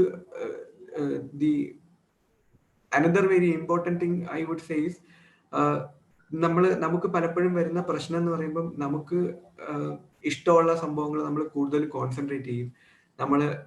നമുക്ക് താല്പര്യമില്ലാത്ത, ഫോർ എക്സാമ്പിൾ എനിക്ക് ഇന്റർനാഷണൽ റിലേഷൻസ് ഭയങ്കര ഇഷ്ടമാണ്, so I concentrate on that. പക്ഷെ ഇക്കണോമിക്സ് പോലുള്ള ചില സംഭവങ്ങൾ നമ്മൾ, അതായത് ഞാൻ മാറ്റിവെക്കും. But don't do that, because UPSC, നമ്മൾ പലപ്പോഴും പറയും UPSCക്ക് അങ്ങനെ പാറ്റേൺ ഉണ്ട്, ഇങ്ങനെ പാറ്റേൺ ഉണ്ട്. പക്ഷെ അതൊക്കെ നമ്മുടെ ഒരു തോന്നലാണ്. UPSC they do not follow any pattern, because അവരുടെ ഒബ്ജക്റ്റീവ് എന്ന് പറയുന്നത് ഓരോ പ്രാവശ്യവും, for example think of prelims, 10 ലക്ഷം പേര് അപ്ലൈ ചെയ്യുന്നു, ഏതാണ്ട് 6 ലക്ഷം പേര് എഴുതുന്ന പരീക്ഷ, അതിൽ അറൌണ്ട് 10,000 ആൾക്കാർ മാത്രമാണ് സെലക്ട് ആവുന്നത്. അപ്പൊ അതൊരു സ്ക്രീനിങ് എക്സാം ആണ്. അതായത് എത്ര പേരെ അകത്ത് കൊണ്ടുവരാം എന്നല്ല അവർ നോക്കുന്നത്, എത്ര പേരെ പുറത്താക്കാം എന്നാണ് അവർ നോക്കുന്നത്. അതുകൊണ്ട് they have to be constantly shifting their patterns. അപ്പൊ അതുകൊണ്ട് തന്നെ ബി പ്രിപ്പയർഡ് ഫോർ എനിത്തിങ്. എന്ത് വന്നാലും അതിനെ ആൻസർ ചെയ്യാനായിട്ട് പ്രിപ്പയർഡ് ആയിരിക്കുക. അത് പ്രിലിംസിനായാലും മെയിൻസിനായാലും ഇന്റർവ്യൂവിനായാലും. ഇന്റർവ്യൂവിനെ പറ്റി പറയുമ്പോൾ ചിലരൊക്കെ പറയും ഓക്കെ പൊളിറ്റിക്കൽ ക്വസ്റ്റ്യൻസ് ഒന്നും ചോദിക്കത്തില്ല, വിച്ച് ഇസ് നോട്ട് കറക്റ്റ്. കഴിഞ്ഞ പ്രാവശ്യം ചെന്ന ആൾക്കാരോട് റാഫേൽ ഡീലിനെ പറ്റി ചോദിച്ചിട്ടുണ്ട്. So all those things can happen. And the final remark I would make is, ഈ എക്സാമിന് പ്രിപ്പയർ ചെയ്തിട്ട് കിട്ടിയാലും കിട്ടിയില്ലെങ്കിലും it is never going to be a waste of time. ഇതൊരിക്കലും നിങ്ങൾക്കിതൊരു വേസ്റ്റ് ആയിട്ട് വരില്ല. കാരണം ഫസ്റ്റ് തിങ് ഇസ് ഇത് പ്രിപ്പയർ ചെയ്യുമ്പോൾ നിങ്ങൾ ഒരുപാട് അറിവ് ഗെയിൻ ചെയ്യും. ഈ അറിവ് വളരെ പ്രാക്ടിക്കലായിട്ട് നിങ്ങൾക്ക് പല കാര്യങ്ങളിലും പല ഇടത്തും ഉപയോഗിക്കാൻ പറ്റും. ഇപ്പം UPSC ക്ലിയർ ചെയ്തില്ലെങ്കിൽ നിങ്ങൾക്ക് SSC ക്ലിയർ ചെയ്യാൻ പറ്റും, അല്ലെങ്കിൽ സ്റ്റേറ്റ് PSC ക്ലിയർ ചെയ്യാൻ പറ്റും, അല്ലെങ്കിൽ UPSCയുടെ തന്നെ വേറെ ഏതെങ്കിലും എക്സാം ക്ലിയർ ചെയ്യാൻ പറ്റും. അപ്പം ഇതിനു വേണ്ടി പ്രിപ്പയർ ചെയ്തിട്ട് the knowledge that you gain is not going to be a waste, and therefore your preparation, the time you put in this is never a waste. It is going to help you reach somewhere. എവിടെയെങ്കിലും എത്താൻ വേണ്ടി നിങ്ങളെ ഈ preparation സഹായിച്ചിരിക്കും. ഒന്നാമത്തെ കാര്യം. പിന്നെ രണ്ടാമത്തെ കാര്യം, it opens your mind to new possibilities. നമ്മൾ ഇതുവരെ ചിന്തിക്കാത്ത നമ്മൾ ഇതുവരെ ആലോചിക്കാത്ത പല പുതിയ പെർസ്പെക്റ്റീവ്സും പുതിയ പോസിബിലിറ്റീസും നമുക്ക് തുറന്നു തരും. സിവിൽ സർവീസിന് പ്രിപ്പയർ ചെയ്തിട്ട് ക്ലിയർ ചെയ്യാതെ ചെന്ന് സ്റ്റാർട്ടപ്പ് തുടങ്ങി വിജയിച്ച ആൾക്കാരുണ്ട്, കുറെ പേരുണ്ട്. And they say that okay, I didn't clear civil service, but the knowledge, the information, the new perspectives, the new thoughts I was able to obtain through civil service has helped me become a good entrepreneur. ഒരു നല്ല ഇൻവെസ്റ്ററും ഓണ്ടർപ്രണറും ആവാനായിട്ട് എന്നെ ഈ അറിവ് സഹായിച്ചു എന്ന് ഉറപ്പിച്ചു പറയുന്ന ആൾക്കാര് എനിക്ക് പേഴ്സണലി തന്നെ അറിയാം. അപ്പം therefore what I would say is you have come to the right place. A place where whatever you gain, whatever knowledge you gain, whatever information you gain, whatever perspectives you gain is never going to be a waste. ഇത് creative ആയിട്ട് use ചെയ്ത് നിങ്ങൾക്ക് be assured that you can be somewhere. അപ്പം I think we can I'll be happy to take up questions. Sure. Thank you very much, Gogul, for your perspective. It was really a wonderful session. So still we are continuing the session and changing the mode to interactive. Yes. So aspirants, നമുക്ക് വളരെ വിലപ്പെട്ട ഒരു വ്യക്തിത്വത്തെയാണ് നമുക്ക് ഇന്ന് ലഭിച്ചിരിക്കുന്നത്. ഞാൻ തന്നെ ആദ്യത്തെ ചോദ്യത്തിൽ നിന്ന് തുടങ്ങി. ഞാൻ എപ്പോഴും ഗോകുലിനെ കാണുമ്പോൾ ഗോകുലിനെ എപ്പോഴും ഒരു പുഞ്ചിരിയോടുകൂടിയേ കാണാറ്. മാത്രമല്ല സംസാരിക്കുമ്പോൾ എപ്പോഴും പോസിറ്റിവിറ്റിയാ സംസാരിക്കുന്നത്. കഴിഞ്ഞ തവണ നമ്മൾ ലാസ്റ്റ് കണ്ടപ്പോഴും ഗോകുൽ പറഞ്ഞു എന്റെ പോസിറ്റീവ് എക്സ്പെക്ടേഷൻ, അല്ലെങ്കിൽ ഞാൻ ഇതൊക്കെ ഐ ഡിസർവ് ദിസ് എന്ന് ഞാൻ ചിന്തിച്ചു കഴിയുമ്പോൾ ഇതൊക്കെ എന്റെ ജീവിതത്തിൽ സംഭവിക്കുന്നുണ്ട്. It is happening. അത് എനിക്ക് വേണമെന്ന് ഞാൻ ചിന്തിച്ചു കഴിയുമ്പോൾ ഇത് എന്റെ ജീവിതത്തിൽ നടക്കുന്നു. അപ്പൊ ഈ ഒരു പോസിറ്റീവ് മൈൻഡ് സെറ്റിന്റെ ഇമ്പോർട്ടൻസ് ഈ സിവിൽ സർവീസ് പ്രിപ്പറേഷനിൽ എന്തുമാത്രം ഉണ്ട്, അതിനെ കുറിച്ചൊന്ന് ഗോകുൽ ഒന്ന് സംസാരിക്കണം. യെസ്, അതായത് ഈ പറഞ്ഞതുപോലെ നമ്മൾ ഈ പോസിറ്റീവ് മൈൻഡ് സെറ്റ് നമുക്ക്, ഞാൻ ഈ പറഞ്ഞതുപോലെ ഈ എക്സാം എന്ന് പറയുമ്പം it is all about overcoming the challenges. നമുക്ക് പലയിടത്തും ദി എക്സാം, ഞാൻ മുമ്പ് പറഞ്ഞതുപോലെ exam itself is design to test us in different ways. ഈ ഫോർ എക്സാമ്പിൾ ഇപ്പം നമ്മുടെ മെയിൻസിന്റെ ഒരു സ്ട്രക്ചർ എടുത്ത് നോക്കിക്കഴിഞ്ഞാൽ നമ്മൾ we are writing 9 exams over 5 days. അതായത് ആദ്യത്തെ ദിവസം ഒരു എക്സാമേ കാണത്തുള്ളൂ, രണ്ടാമത്തെ ദിവസം 2 എക്സാം ഉണ്ട്, 3 മണിക്കൂർ വീതമുള്ള 2 എക്സാം. ഇതിനിടയിൽ നമുക്ക് ചെറിയൊരു ഇന്റർവെല്ലും കിട്ടും. UPSC വേണമെങ്കിൽ 2 എക്സാം 2 ദിവസമായിട്ട് വയ്ക്കാം, പക്ഷെ ദേ ഡോണ്ട് ഡു ഇറ്റ്. അവരത് ചെയ്യത്തില്ല. കാരണം it is design to test അവർ ഇൻഡ്യൂറൻസ്. അപ്പൊ നമ്മൾക്ക് എത്രത്തോളം പോകാൻ പറ്റും, നമ്മൾ എത്രത്തോളം ഈ ഒരു ഇതുമായിട്ട് കോപ്പപ്പ് ചെയ്യും എന്നുള്ളത് ടെസ്റ്റ് ചെയ്യാനാണ് ഇതിന്റെ ഓരോ ആസ്പെക്റ്റും ഡിസൈൻ ചെയ്തിരിക്കണം. പ്രോബബ്ലി ഇതിന്റെ സിലബസ് ഡിസൈനും അതും മുമ്പിൽ കണ്ടിട്ടാണ്. അപ്പം ഈച്ച് ഡേ നമ്മൾ ഈ സ്റ്റഡി സ്റ്റാർട്ട് ചെയ്യുമ്പം ഇഫ് വി സ്റ്റാർട്ട് നമ്മൾ ഇതെന്നെ കൊണ്ടൊന്നും പറ്റത്തില്ല എന്ന് ചിന്തിച്ച് തുടങ്ങിക്കഴിഞ്ഞാൽ things will go down hill. അങ്ങനെ അത് പോകത്തുള്ളൂ. പക്ഷെ നമ്മൾ ചിന്തിക്കുന്ന നമ്മുടെ മൈൻഡ് സെറ്റ് ഈ പറയത്തില്ലേ, നമുക്കൊരു ഗ്ലാസ്സിൽ പകുതി വെള്ളം എടുത്ത് വെച്ച് കഴിഞ്ഞാൽ നമുക്ക് we can see it in 2 ways. നമുക്ക് അതിനെ ഹാഫ് എംപ്റ്റി ഗ്ലാസ് എന്നും കാണാം, ഹാഫ് ഫുൾ ഗ്ലാസ് എന്നും കാണാം. It is better to see it as a half full glass because അപ്പോൾ നമുക്ക് we'll have an opportunity to make it completely full. അതാണ് അത് എക്സാമിനും അതെ. അത് കഴിഞ്ഞിട്ട് എക്സാം കഴിഞ്ഞിട്ട് ഈ നമ്മൾ ഈ സാധാരണ നമ്മുടെ രാജ്യത്തിനെ പറ്റിയൊക്കെ സംസാരിക്കുമ്പോൾ നമ്മൾ പറയാം ഒരുപാട് പ്രശ്നങ്ങളുണ്ട്, ഈ രാജ്യത്തൊന്നും നടക്കണ കേസല്ല. പക്ഷെ that is A kind of thought A civil servant cannot have. അത് എക്സാമിന്റെ ആൻസർ എഴുതുമ്പോൾ പോലും, മെയിൻസിന്റെ ആൻസർ എഴുതുമ്പോൾ ഓൾവേസ് ഒരു പോസിറ്റീവ് കൺക്ലൂഷൻ ആണ് അവർ ഡിമാൻഡ് ചെയ്യുന്നത്. എല്ലാത്തിലും ഒരു ഓപ്റ്റിമിസ്റ്റിക് ഔട്ട്ലുക്ക് ആണ് അവർ ഡിമാൻഡ് ചെയ്യുന്നത്. നമുക്ക് ഇങ്ങനെ പ്രശ്നങ്ങളുണ്ട്, പക്ഷെ നമ്മൾ കറക്റ്റ് ആയിട്ട് വർക്ക് ചെയ്ത് കഴിഞ്ഞാൽ നമുക്ക്, അതായത് ഈ സൊല്യൂഷൻസ് എടുത്തു കഴിഞ്ഞാൽ നമുക്ക് ഈ പ്രശ്നം ഓവർകം ചെയ്യാൻ പറ്റും. ആൻഡ് ആ ഒരു ഓപ്റ്റിമിസ്റ്റിക് നോട്ടിലാണ് നമ്മൾ ആൻസേഴ്സ് പോലും കൺക്ലൂഡ് ചെയ്യേണ്ടത്. അതാണ് UPSC ഡിമാൻഡ് ചെയ്യുന്നത്. ഇന്റർവ്യൂവിലും അതെ, വളരെ ബ്ലീക്ക് ആയിട്ടുള്ള ഒരു പിക്ചർ പെയിന്റ് ചെയ്താൽ it will not be good for us. അപ്പം അതും that also we have to keep in mind. Exam തന്നെ ഒരു പോസിറ്റിവിറ്റി ഓപ്റ്റിമിസം ഡിമാൻഡ് ചെയ്യുന്ന എക്സാം ആകുമ്പം it is very important that we keep a positive frame work.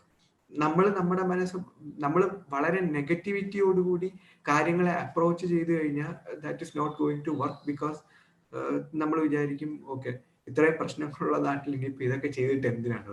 But that is not the way to go about it. If you keep your self,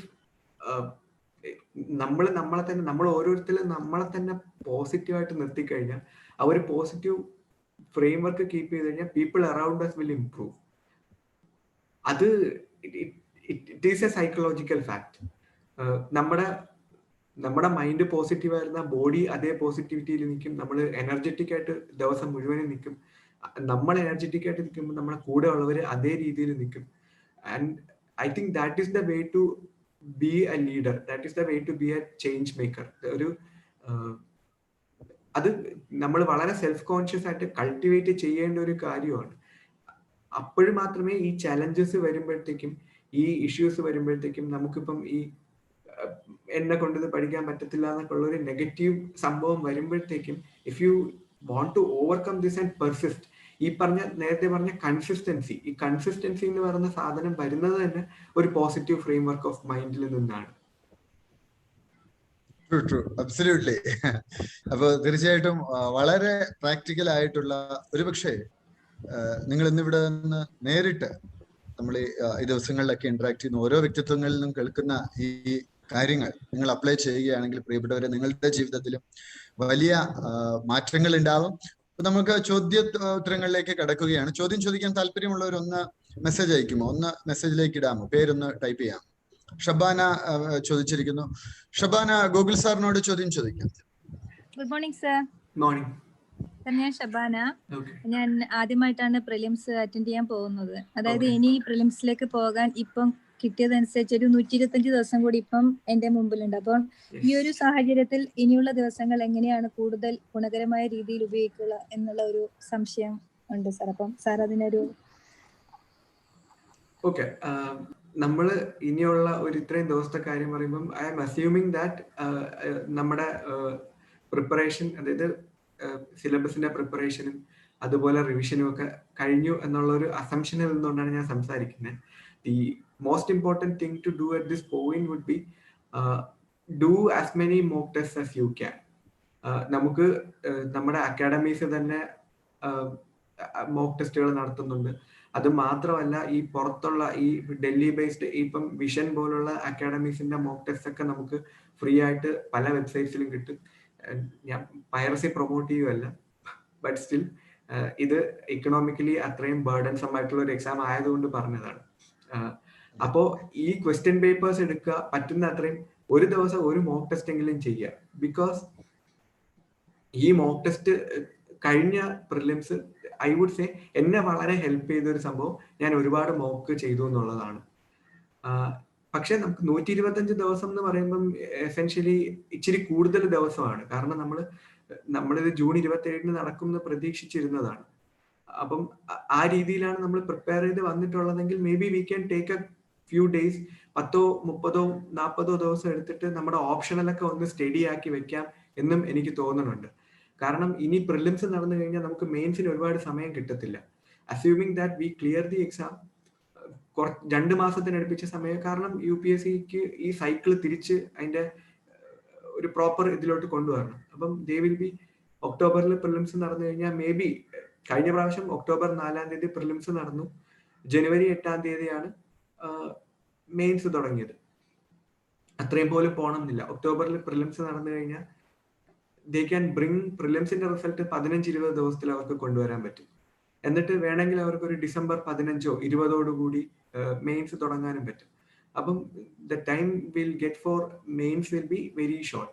അതുകൊണ്ട് നമ്മുടെ ഓപ്ഷണലൊക്കെ വേണമെങ്കിൽ അടുത്തൊരു 30 ദിവസത്തിൽ നമുക്ക് ഒന്ന് സ്ട്രോങ് ആക്കി വയ്ക്കുന്നതിനെ പറ്റി ആലോചിക്കാം. And then do as many mock test as possible. അത് മാത്രമല്ല, മോക്ക് ടെസ്റ്റ് ചെയ്തിട്ട് ആൻസർ കീ ചുമ്മാ നോക്കി പോകാനല്ല, ആൻസർ കീ കൃത്യമായിട്ട് അനലൈസ് ചെയ്യാം. ആൻസർ കീയിൽ തന്നെ നമുക്ക് അതിന്റെ ആൻസറിന്റെ എക്സ്പ്ലനേഷൻസ് യൂഷ്വലി കാണും. അതിൽ നമ്മൾ സാറ്റിസ്ഫൈഡ് അല്ലെങ്കിൽ നമുക്ക് ആ ടോപ്പിക് എടുത്ത് ഒന്നുകൂടെ റിവൈസ് ചെയ്യാം, പ്രത്യേകിച്ച് നമ്മൾ തെറ്റിക്കുന്ന ആൻസേഴ്സ്. അത് ടെസ്റ്റുകൾ എഴുതുന്നത് കൃത്യമായിട്ട് സമയം പാലിച്ച് എഴുതുക, ആൻസർ കീ സമയം എടുത്ത് ഇവാലുവേറ്റ് ചെയ്യുക. അപ്പോൾ it will be A revision also. I think അതായിരിക്കും ഒരു നല്ല strategy. Thank you sir, thank you so much.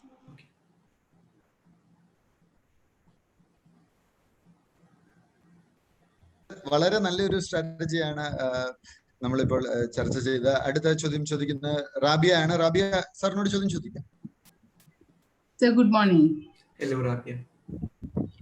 എനിക്ക് ചോദിക്കാനുള്ളത് മെയിൻസ് ആൻസർ റൈറ്റിങ്ങിനെ കുറിച്ചാണ്. ഇപ്പോൾ സാർ പറഞ്ഞു നമ്മുടെ സെൽഫ് ആയിട്ടുള്ള ഒരു പാറ്റേൺ ഡെവലപ്പ് ചെയ്യണം, പിന്നെ ഓൾവേസ് ഒരു പോസിറ്റീവ് കൺക്ലൂഷൻ ആയിരിക്കണം. Other than that sir follow ചെയ്ത, അതായത് അത് കുറച്ചും കൂടി പ്രസന്റബിൾ ആയിട്ട് തോന്നാൻ വേണ്ടിയിട്ട് സാർ ഫോളോ ചെയ്ത ടിപ്സും ട്രിക്സും ഒക്കെ ഒന്ന് ഷെയർ ചെയ്യാമോ? Presentable at obviously you need to, there is no set pattern actually. People say that you need to have an introduction and a conclusion and a body, but there are people who start an answer without an introduction, which is perfectly okay. നമ്മുടെ കഴിഞ്ഞ വർഷം 5th rank score ചെയ്ത Jayadev Bangalore based മലയാളിയാണ്. പുള്ളിയുടെ answer key ഇതിനെഴുതി, അതായത് മോക്കുകൾ എഴുതിയ പുള്ളിയുടെ answers പലതും എടുത്തു നോക്കിക്കഴിഞ്ഞാൽ they lack introductions, yet he scored that kind of thing. So that is okay. പക്ഷേ generally you have to have an introduction which needs to be very short, a conclusion which, like I said, it has to have something positive, and more importantly in your conclusion if possible try to give suggestions. അതായത് നമുക്കൊരു situational question ആയിരിക്കും, അതായത് ഒരു analytical question ആണെങ്കിൽ how can you improve the situation എന്നുള്ളതിനെ പറ്റി suggestions കൊടുക്കുക. And when you give suggestions don't give textbook suggestions, out of the box ആയിട്ടുള്ള സജഷൻസ് കൊടുക്കാൻ ശ്രമിക്കുക, വളരെ പ്രാക്ടിക്കൽ ആയിട്ടുള്ള സജഷൻസ് കൊടുക്കാൻ ശ്രമിക്കുക. പിന്നെ whatever point you put there try to try to substantiate it with an example. എന്ത് കാര്യം എഴുതിയാലും പറ്റുന്നിടത്തോളം എക്സാമ്പിൾസ് എഴുതാൻ ശ്രമിക്കുക. അത് the importance in writing examples is that നമ്മൾ എഴുതുന്ന പോയിന്റ് അവർക്ക് വളരെ ക്ലിയർ ആയില്ലെങ്കിൽ പോലും when you put in an example, they will be convinced that okay, this guy knows about what he's or what she is writing. It really takes your mark to the next level. See, the thing that you have to understand is ഓരോ വ്യക്തിയും തമ്മിലുള്ള മാർക്കിന്റെ വ്യത്യാസം വളരെ കുറവാണ്. Even ഒരേ മാർക്കുള്ള കുറെ വ്യക്തികൾ കാണും ഈ മെയിൻസിനൊക്കെ. അപ്പം ഒരേ മാർക്കുള്ള റാങ്കിൽ വ്യത്യാസമുള്ളത്, അതായത് for example last year list വന്നപ്പോഴത്തേക്കും 100 മുതൽ 106 വരെയുള്ള റാങ്കിൽ ആൾക്കാർക്ക് സെയിം മാർക്കായിരുന്നു. അതുകൊണ്ട് തന്നെ each half mark or each 0.25 mark, each 0.15 mark that you score becomes very important. അത് അങ്ങനെയുള്ള വ്യത്യാസം വരുന്നത് നമ്മൾ എക്സാമ്പിൾസ് എഴുതുമ്പോഴും അതുപോലെ ഈ പറഞ്ഞ പോലത്തെ out of the box suggestions എഴുതുമ്പോഴും ഒക്കെയാണ്. I'm talking about GS 1, 2, 3 papers. എസ്സേയിലൊക്കെ you will have to follow a different approach, അതുപോലെ എത്തിക്സിലും you will have to follow a different approach. പക്ഷെ GS 1, 2, 3 എഴുതുമ്പോൾ it is very important to write examples. It's very important to give suggestions to improve the situation. അതായത് നിങ്ങളുടെ analysis complete ആണെന്ന് നിങ്ങൾ prove ചെയ്യണം. I think yes, ഇതൊക്കെയാണ് നമുക്ക് off the top of the head പറഞ്ഞു തരാൻ പറ്റുന്നത്. പിന്നെ everybody develop a style of your own. നിങ്ങളുടേതായിട്ടുള്ള ഒരു ശൈലി ഡെവലപ്പ് ചെയ്യുക. ആ ശൈലി സ്യൂട്ടബിൾ ആണെന്നുള്ളത് ഉറപ്പുവരുത്തുക. ആൻഡ് പിന്നെ തിങ് ഇസ് ഡോണ്ട് ഈ GS 1, 2, 3 എഴുതുമ്പോൾ നമ്മൾ ഭയങ്കരമായിട്ട് ഈ ബൊംബാസ്റ്റിക്സ് ഒന്നും ഫോളോ ചെയ്യേണ്ട കാര്യമില്ല. വലിയ വാക്കുകളോ അല്ലെങ്കിൽ ഈ ബി പ്രിസൈസ്, വളരെ പ്രിസൈസ് ആയിട്ട് എഴുതുക. കീവേഡ്സ് യൂസ് ചെയ്യുക. ക്വസ്റ്റ്യനുള്ള ഓരോ കീവേഡും അഡ്രസ് ചെയ്യാൻ നമുക്ക് പലപ്പോഴും പറ്റുന്നത് ക്വസ്റ്റ്യൻസിൽ കീവേഡ് കാണും, പക്ഷെ നമ്മൾ ആദ്യത്തെ കീവേഡ് മാത്രമേ നമ്മൾ കാണത്തുള്ളൂ. നമ്മൾ രണ്ടാമത്തെ മൂന്നാമത്തെ ഒന്നും കീവേഡ് കാണത്തില്ല. Whatever question talks about try to address it. ആ കീവേഡ്സ് എല്ലാം അഡ്രസ് ചെയ്യുക. അത് സെപ്പറേറ്റ് ആയിട്ട് തന്നെ അഡ്രസ് ചെയ്യുക. Those are the things which you can take into account while writing an answer. Thank you, sir. Okay. അടുത്ത ചോദ്യം ചോദിക്കുന്നത് വർഗീസ് കുരുവിളയാണ്. വർഗീസ് സാറിനോട് ചോദ്യം ചോദിക്കാം.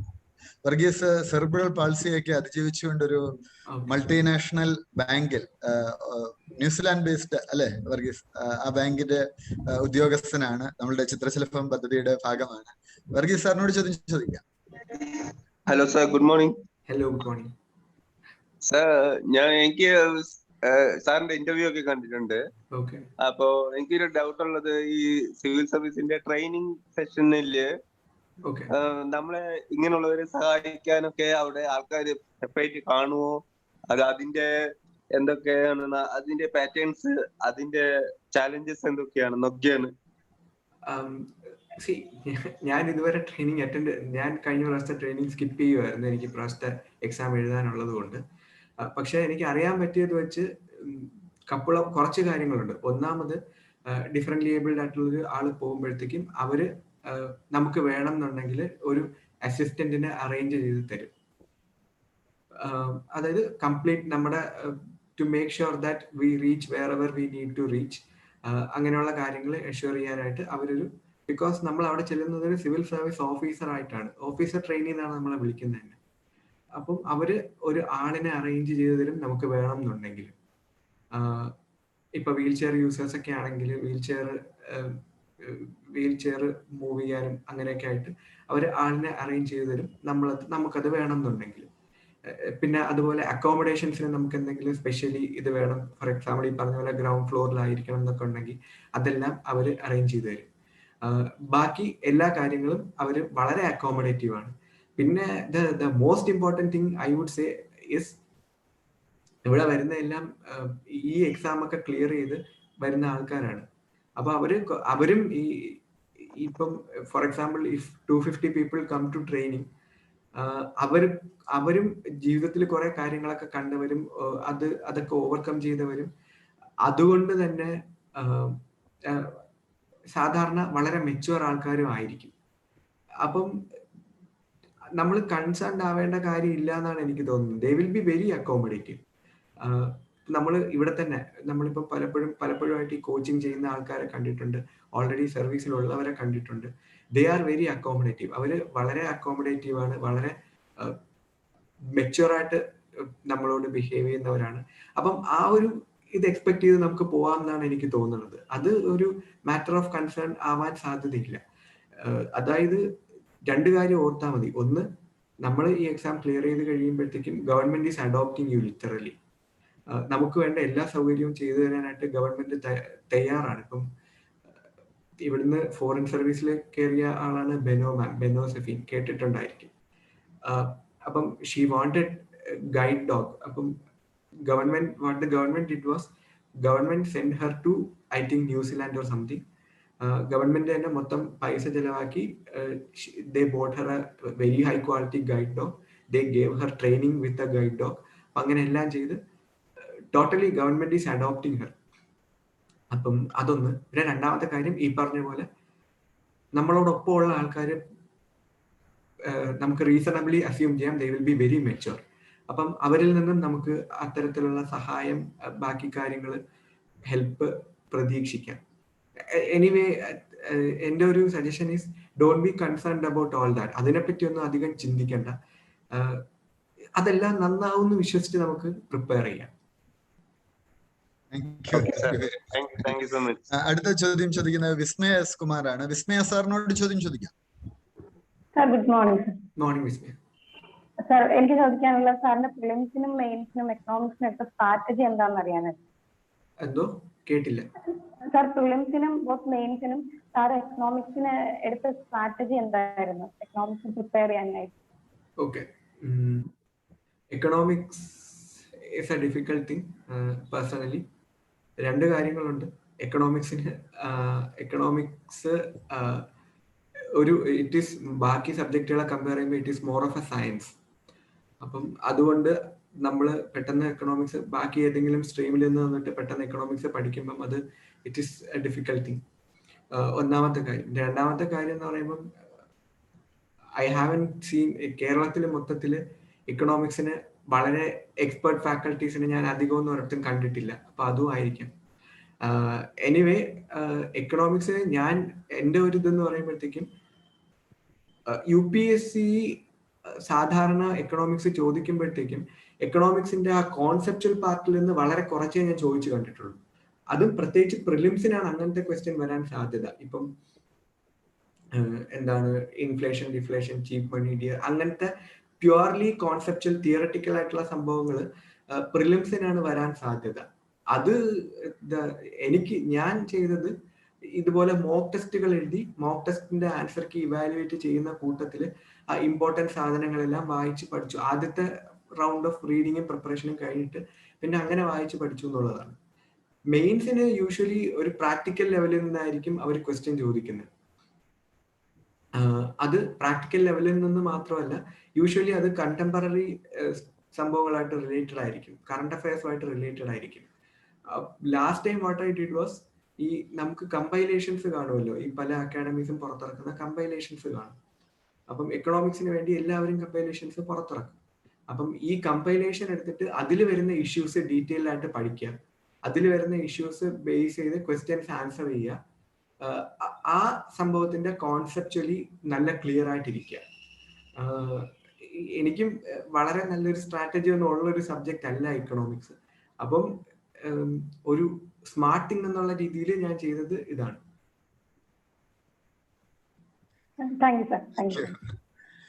അടുത്ത ചോദ്യം ചോദിക്കുന്നത് വിജയലക്ഷ്മിയാണ്. വിജയലക്ഷ്മി സാറിനോട് ചോദ്യം ചോദിക്കാൻ താല്പര്യമുള്ളവരൊക്കെ നിങ്ങളുടെ പേരൊന്ന് ടൈപ്പ് ചെയ്തിടുക കേട്ടോ. ആ ക്വസ്റ്റിനോട് ഒന്ന് എനിക്ക് പേഴ്സണൽ ആയിട്ട് ഡയറക്റ്റ് മെസ്സേജ് ആയിട്ട് ഇടാം. ചോദിക്കാം. വിജയലക്ഷ്മി ചോദിച്ചോളൂ, സാറിനോട് ചോദിച്ചോളൂ. Hi sir, good morning sir. Morning sir, ഞാൻ നെക്സ്റ്റ് ഇയർ പ്രിലിംസ് ഫോക്കസ് ചെയ്യുന്ന ഒരു വ്യക്തിയാണ്. അപ്പോൾ ഇപ്പൊ ഇതിനെ കുറിച്ച്, ഈ ഒരു ഫീൽഡിനെ കുറിച്ച് ചിന്തിച്ചു തുടങ്ങിയിട്ടും ഈ എക്സാമിന് വേണ്ടി പ്രിപ്പയർ ചെയ്യാൻ തുടങ്ങിയിട്ടും 1-2 months ആയിട്ടുള്ളൂ. അപ്പൊ ഒരു ബിഗിനർ എന്ന നിലയിൽ, ഒരു തുടക്കക്കാരി എന്ന നിലയിൽ എന്റെ പ്രിപ്പറേഷൻ എത്തരത്തിലാണ് ഞാൻ മറ്റേ പെർഫെക്റ്റ് ആയിട്ട് കൊണ്ടുപോവേണ്ടത്? സാറിന്റെ ഒരു സജഷൻ.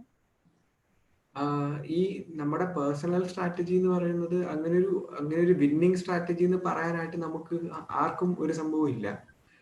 നമ്മൾ ഇവഞ്ച്വലി ഇവോൾവ് ചെയ്ത് വരുന്ന ഒരു സാധനമാണ് ഈ സ്ട്രാറ്റജി. അത് നമുക്ക് ഓരോ ആൾക്കാർക്കും ഡിഫറെന്റ് ആയിരിക്കും. ഇപ്പൊ വേറൊരാള് ഈ പറഞ്ഞ പോലെ 1ാം റാങ്ക് വാങ്ങിച്ച ഒരാളിന്റെ സ്ട്രാറ്റജി എനിക്ക് വർക്കൗട്ട് ആവണം എന്നില്ല.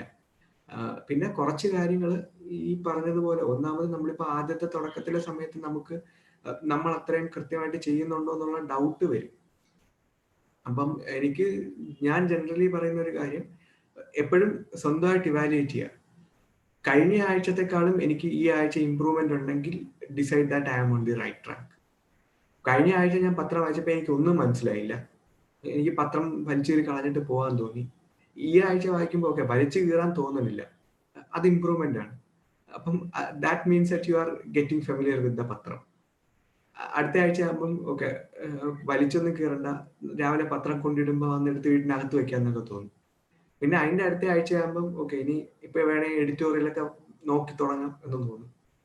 അടുത്ത മാസം ആകുമ്പോഴത്തേക്കും ഓക്കെ, എഡിറ്റോറിയലൊക്കെ കംഫർട്ടബിൾ ആവും, ഓപ്പഡൊക്കെ കംഫർട്ടബിൾ ആവും, നമുക്ക് പതുക്കെ നോട്ട് മേക്കിംഗ് ഒക്കെ തുടങ്ങാം എന്ന് തോന്നും. അപ്പം അതാണ് evaluate yourself each day, each week, each month. അപ്പം നമുക്ക് കഴിഞ്ഞ പ്രാവശ്യത്തെക്കാളും ഇമ്പ്രൂവ്മെന്റ് ഉണ്ടെന്ന് തോന്നുന്നുണ്ടെങ്കിൽ you are on the right track. അതാണ് ഒരു കാര്യം. പിന്നെ രണ്ടാമത്, കൃത്യമായിട്ട് റിവൈസ് ചെയ്യുക. ഇപ്പം നമ്മൾ കുറച്ച് നാള് ഇന്ന് ഈ ആഴ്ച പഠിച്ച കാര്യങ്ങൾ വീക്കെൻഡിലിരുന്ന് ഒന്ന് റിവൈസ് ചെയ്ത് നോക്കുക. പിന്നെ അത് കഴിഞ്ഞിട്ട് ഒരു മാസം കഴിയുമ്പോഴത്തേക്കും ആ മാസത്തെ 4 വീക്കിലെയും കാര്യങ്ങൾ ഒന്ന് ഓടിച്ച് റിവൈസ് ചെയ്യുക. പിന്നെ അതുപോലെ 3 മാസം കഴിഞ്ഞ് തിരിച്ചു വന്ന് മൊത്തത്തിൽ ഒന്ന് റിവൈസ് ചെയ്യുക. ഇങ്ങനെ ഇടയ്ക്കിടയ്ക്ക് റിവൈസ് ചെയ്യുക. When you keep on revising, your brain will add this to long term memory. നമ്മൾ സാധാരണ നമ്മൾ ഈ പഠിക്കുമ്പോഴും വായിക്കുമ്പോഴും ഒക്കെ അത് ഷോർട്ട് ടേം മെമ്മറിയിലേക്ക് കിടക്കത്തുള്ളൂ. പക്ഷെ നമ്മൾ വീണ്ടും റിവൈസ് ചെയ്യുമ്പോൾ brain will understand that okay, ഇതെനിക്ക് വീണ്ടും ആവശ്യമുള്ളതാണെന്ന് വെച്ചിട്ട് അത് ലോങ് ടേം മെമ്മറിയിൽ ആഡ് ചെയ്യും, വിച്ച് ഹെൽപ്സ്. പിന്നെ ഇപ്പം 1-2 months ഒക്കെ ആയ സ്ഥിതിക്ക് നമുക്കിനി പതുക്കെ, again one thing I generally says, നമ്മൾ എല്ലാവരും പറയുന്നതാണ് NCERT ടെക്സ്റ്റ് ആണ് നമ്മുടെ ബേസ് ആയിട്ടുള്ള സാധനം. അപ്പം അതിന് ആദ്യം നമ്മളൊരു ഫ്രീ റീഡിങ് കൊടുക്കുക, ചുമ്മാ ആസ്വദിച്ച് വായിക്കുക, ഇതൊക്കെ ഒരു രസം എന്ന് വിചാരിച്ച് വായിക്കുക. പിന്നെ സെക്കൻഡ് റീഡിങ്ങിൽ നമ്മൾ കുറച്ചുകൂടെ ഒന്ന് ശ്രദ്ധ കൊടുക്കുക. തേർഡ് റീഡിങ്ങിൽ നമ്മൾ പതുക്കെ നോട്ട് മേക്കിംഗ് തുടങ്ങുക. ഇച്ചിരി എക്സ്പാൻഡഡ് ആയിട്ട് തന്നെ നോട്ട്സ് എഴുതുക. പിന്നെ 4th റീഡിങ്ങിൽ നമുക്കിത് നോട്ടൊക്കെ ചെറുതാക്കാം. അപ്പം probably within 2 months first reading complete ആയില്ലെങ്കിലും ഫസ്റ്റ് റീഡിങ് നടക്കുമായിരിക്കും. അപ്പൊ ഇങ്ങനെ 2 or 3 റീഡിങ് എടുത്തിട്ട് പതുക്കെ പതുക്കെ നോട്ട് മേക്കിംഗ് ഒക്കെ തുടങ്ങുക. It is important have notes. കാരണം ഫൈനലി മെയിൻസ് ഒക്കെ എത്തുമ്പോഴത്തേക്കും ഈ അവസാനം ഒരു 3 മണിക്കൂറിൽ പെട്ടെന്ന് റിവൈസ് ചെയ്യാനായിട്ട് നമ്മുടെ കയ്യിൽ നോട്ട്സ് കാണും. പിന്നെ വേറൊരു കാര്യം, ഈ പറഞ്ഞ പോലെ 100 ആൾക്കാരുടെ കൂടെ ചോദിച്ചാൽ 250 സ്ട്രാറ്റജി പറഞ്ഞു തരും. Don't fall in to that. Strategy is not very important. Strategy is what you make yourself. എനിക്ക് കംഫർട്ടബിൾ ആയിട്ടുള്ള ഒരു സാധനം ഞാൻ ഉണ്ടാക്കിയെടുക്കുന്നതാണ് സ്ട്രാറ്റജി. അതൊരിക്കലും വേറെ ആളിന് കംഫർട്ടബിൾ ആയിരിക്കണം എന്നില്ല. അപ്പം അതുകൊണ്ട് make A combination that seems winning for you. അല്ലാതെ ഇറ്റ് ഈസ് നോട്ട് വെരി, അതായത് ഈ പറയുന്ന പോലെ ഒരു പുറത്തുള്ള ഒരു മറ്റൊരാൾ പറയുന്ന strategy need not work out. But if you believe that, okay, I am improving through a strategy, follow it. Otherwise, always try to make something of your own. അപ്പം അതൊക്കെയാണ് ഈ ഒരു സമയത്ത് പറയാൻ പറ്റുന്നത്. പിന്നെ ഈ പറഞ്ഞ പോലെ ഡൗട്ട്സ് വരുമ്പം ഡൗട്ട്സ് ചോദിച്ചാൽ ക്ലിയർ ചെയ്യാൻ പറ്റുന്ന ആൾക്കാരോട് കൃത്യമായിട്ട് ചോദിച്ച് ക്ലിയർ ചെയ്യാം. Okay sir, thank you sir. Thank U. അപ്പൊ ഓരോരുത്തർക്കും അവരവർക്ക് വേണ്ട ഒരു സ്ട്രാറ്റജി, അത് വളരെ പ്രധാനപ്പെട്ട കാര്യമാണ്. പലപ്പോഴും ചില കുട്ടികൾ 2 വർഷം മുമ്പ് പ്രിപ്പയർ ചെയ്ത് തുടങ്ങിയ കുട്ടികളുണ്ട്. ഇപ്പോഴും അവർക്ക് സ്വന്തമായിട്ടൊരു സ്ട്രാറ്റജി കണ്ടെത്താൻ പറ്റത്തില്ല. ഒരു മാസം യൂട്യൂബിൽ ഏതെങ്കിലും ഒരു ടോപ്പറുടെ സ്ട്രാറ്റജി എടുക്കും, അടുത്ത മാസം അടുത്ത ടോപ്പറുടെ സ്ട്രാറ്റജി എടുക്കും. അപ്പൊ 2 വർഷമായി ഇതുവരെ പഠിത്തം മാത്രം തുടങ്ങിയിട്ടില്ല. അങ്ങനെയുള്ള ഒരുപാട് ആസ്പിരൻസ് ഉണ്ട്. അപ്പൊ അത് വളരെ പ്രധാനപ്പെട്ട ഒരു പോയിന്റ് ആണ് ഗോകുൽ സാർ നിങ്ങളോട് പങ്ക് വെച്ച ഒരു കാര്യം. അടുത്തൊരു ചോദ്യം ഫാത്തിമ ഷഹാനയാണ് ചോദിക്കുന്നത്. ഫാത്തിമ ചോദിക്കുന്ന ഓപ്ഷണൽസിനെ കുറിച്ചാണ്. ഓപ്ഷണൽ തിരഞ്ഞെടുക്കുമ്പോൾ എന്തൊക്കെ ശ്രദ്ധിക്കണം എന്നുള്ള കാര്യങ്ങളാണ് ഫാത്തിമ ചോദിക്കുന്നത്. യെസ്, ഓപ്ഷണൽ വളരെ ഇമ്പോർട്ടൻ്റ് ആണ്. വൈ? ബിക്കോസ് നമ്മുടെ മെയിൻസ് 1750 മാർക്കിനാണ് ഈ മെയിൻസ് നടക്കുന്നത്. ഇതിൽ 500 മാർക്ക് ഓപ്ഷണലാണ്. അതായത് ഓൾമോസ്റ്റ് ക്ലോസ് ടു 1/3, ഏതാണ്ട് 25% മുകളിൽ മാർക്ക് ഓപ്ഷണൽസിനാണ് വരുന്നത്. എന്ന് മാത്രമല്ല, കൃത്യമായിട്ട് ഒരു സ്ട്രാറ്റജിയോടെ പ്രിപ്പയർ ചെയ്ത് കഴിഞ്ഞാൽ വളരെ സ്കോറിംഗ് ചെയ്യാവുന്ന ഒരു പേപ്പറുമാണ് optional. See, the important point is നമ്മുടെ GS 1, 2, 3 ഈ 3 പേപ്പറിൽ നമുക്ക് മാർക്ക് സ്കോർ ചെയ്യുന്നതിന് പരിധികളുണ്ട്. മാക്സിമം ഒരു വളരെ ലിബറൽ ആയിട്ടുള്ളൊരു സീസൺ ഒരു മെയിൻസിൽ നമ്മൾ മാക്സിമം സ്കോർ ചെയ്ത് കഴിഞ്ഞാൽ ഈ 3 പേപ്പറിനും കൂടെ നമുക്ക് out of 750 you could score around 345, 350 marks. പക്ഷെ ലുക്ക് അറ്റ് യുവർ ഓപ്ഷണൽ. ഈ ഓപ്ഷണലിന് മലയാളം ഓപ്ഷനിലൊക്കെ എടുത്തിട്ട് അല്ലെങ്കിൽ വേറെ പല ഓപ്ഷൻസും എടുത്തിട്ട് അതുപോലെ വെറും ഔട്ട് ഓഫ് 500 350, 360, 370 സ്കോർ ചെയ്യുന്ന ആൾക്കാരുണ്ട്. അത് optional can decide whether you make or break in your mains. അതാണ് ഓപ്ഷണൽസിന്റെ ഇമ്പോർട്ടൻസ്. അപ്പം പേപ്പർ 1, 2, 3 വെച്ച് നോക്കുമ്പോഴത്തേക്കും 2 ഓപ്ഷണൽസ്, essay ആൻഡ് എത്തിക്സ്, ഈ 4 പേപ്പറാണ് വളരെ സ്കോറിംഗ് പേപ്പർ. ആൻഡ് ഈ 4 പേപ്പറിൽ നമുക്ക് കിട്ടുന്ന score can determine whether you crack mains or not. അതുകൊണ്ടാണ് ഓപ്ഷണൽ എടുക്കുമ്പോൾ നമ്മൾ വളരെ ശ്രദ്ധിക്കണം എന്ന് ഉള്ളത്. കുറച്ച് കാര്യങ്ങളുണ്ട്. ഒന്നാമത്തെ കാര്യം, ഓപ്ഷണലിന് കോച്ചിങ് അവൈലബിൾ ആണ്. Optional always remember that when you take up an optional, ആ ഓപ്ഷണലിന്റെ PG ലെവൽ സിലബസ് ആണ് നിങ്ങൾ പഠിക്കുന്നതെന്ന് ഓർക്കുക. ഓപ്ഷണലിന് സെൽഫായിട്ട് പ്രിപ്പയർ ചെയ്യുക എന്നുള്ളത് is very difficult unless you did your PG in that subject. For example, ഞാൻ ബയോടെക്നോളജിയിൽ PG ചെയ്തു. അപ്പൊ അത് കഴിഞ്ഞിട്ടാണ് ഞാൻ പ്രിപ്പറേഷന് വരുന്നത്. ഓക്കെ, എനിക്ക് ബയോടെക്നോളജി ഓപ്ഷണലായിട്ട് എടുക്കാം. വേറെ ആരുടെ ഹെൽപ്പ് ഇല്ലാതെ ഒരു പക്ഷെ എനിക്ക് പ്രിപ്പയർ ചെയ്യാൻ പറ്റും. പക്ഷെ ഞാൻ ഫിസിക്സിൽ ഡിഗ്രി ഒക്കെ കഴിഞ്ഞിട്ട് സിവിൽ സർവീസിന് ഇറങ്ങി ഞാൻ മലയാളം ഓപ്ഷണൽ എടുക്കുകയാണ്, അല്ലെങ്കിൽ എഞ്ചിനീയറിംഗ് കഴിഞ്ഞിട്ട് മലയാളം ഓപ്ഷണൽ എടുക്കുകയാണ്. അപ്പം it is very difficult for me to prepare on my own. അപ്പം when you take your optional, make sure that you have adequate coaching. നമുക്ക് കോച്ചിങ് കിട്ടും എന്ന് ഉറപ്പുള്ള ഒരു ഓപ്ഷണൽ കോച്ചിങ് കിട്ടും എന്ന് ഉറപ്പുള്ള ഒരു സബ്ജക്ട് ഓപ്ഷണലായിട്ട് എടുക്കാൻ ശ്രദ്ധിക്കുക. രണ്ടാമത്തെ കാര്യം ടെസ്റ്റ് സീരീസ് ഉണ്ടെന്ന് ഉറപ്പുവരുത്തുക. അപ്പം ചില ഓപ്ഷണൽസ് ഉണ്ട്, മാത്സ് ഒക്കെ ഓപ്ഷണലുണ്ട്, സിവിൽ എഞ്ചിനീയറിംഗ് സബ്ജക്ട് ചിലതൊക്കെ ഓപ്ഷണലുണ്ട്. പക്ഷെ അതിനൊന്നും ഇന്ത്യയിൽ ഒരിടത്തും തന്നെ ആഡിക്വേറ്റ് ആയിട്ട് ടെസ്റ്റ് സീരീസ് അവൈലബിൾ അല്ല. നമ്മൾ ടെസ്റ്റ് സീരീസ് എഴുതി ഒരു പ്രോപ്പർ ഗൈഡിന്റെ ഇവാലുവേഷനും സജഷനും ഇല്ലാത്തിടത്തോളം കാലം നല്ലതായിട്ട് സ്കോർ ചെയ്യാനുള്ള സാധ്യതകൾ കുറവാണ്. അപ്പം ടെസ്റ്റ് സീരീസ് ഉണ്ടെന്ന് ഉറപ്പുള്ള ഒരു ഓപ്ഷണൽ എടുക്കാൻ ശ്രദ്ധിക്കുക. ആ ഒരു കാരണം മാത്രം കൊണ്ട് ഓപ്ഷണൽ മാറ്റേണ്ടി വന്ന ആൾക്കാരൊക്കെ ഉണ്ട്, ടെസ്റ്റ് സീരീസ് ഇല്ലാത്തത് കൊണ്ട്. പിന്നെ ഈ പറഞ്ഞതുപോലെ നിങ്ങളുടെ optional should be something that you love. കാരണം ബാക്കി സബ്ജക്റ്റുകൾ നമ്മൾ എന്തായാലും പഠിച്ചേ പറ്റൂ. ഹിസ്റ്ററിയും ജിയോഗ്രഫിയും പൊളിറ്റിയും ഇന്റർനാഷണൽ റിലേഷൻസും എത്തിക്സും എല്ലാം നമ്മൾ പഠിച്ചേ പറ്റത്തുള്ളൂ. It does not matter whether we love it or not, will have to learn it. അപ്പം നമുക്കതിൽ ഇടയിൽ റിലാക്സ് ചെയ്യാനുള്ള ഒരു സമയം കിട്ടുന്നത് നമ്മുടെ ഓപ്ഷണലാണ്. അപ്പം നമ്മൾ എൻജോയ് ചെയ്ത് പഠിക്കും എന്ന് ഉറപ്പുള്ള ഓപ്ഷണൽ എടുക്കുക. IIT മദ്രാസിൽ നിന്ന് PG ഫിസിക്സിലോ മാത്സിലോ PG കഴിഞ്ഞ ഒരാള് അവർക്ക് ആ സബ്ജക്ട് എൻജോയബിൾ ആണെങ്കിൽ ഉറപ്പായിട്ടും അത് എടുക്കുക. അവർക്ക് അതിന് നല്ല മാർക്കും കിട്ടും. അതുപോലെ take A subject that you understand, that you believe you will enjoy. അത് ഒരു കാര്യം. പിന്നെ സ്കോറിംഗ് നോക്കണം. ചില സബ്ജക്റ്റുകളുടെ സ്കോറിംഗ് ഭയങ്കര വേരിയബിൾ. ഇപ്പൊ പബാഡൊക്കെ, പബ്ലിക് അഡ്മിനിസ്ട്രേഷന്റെ കാര്യം, don't worry if you have taken already decided to take pubad. But പബാഡിന് സംഭവിക്കുന്ന ഒരു കാര്യം ഞാൻ കേട്ടിട്ടുള്ളത്,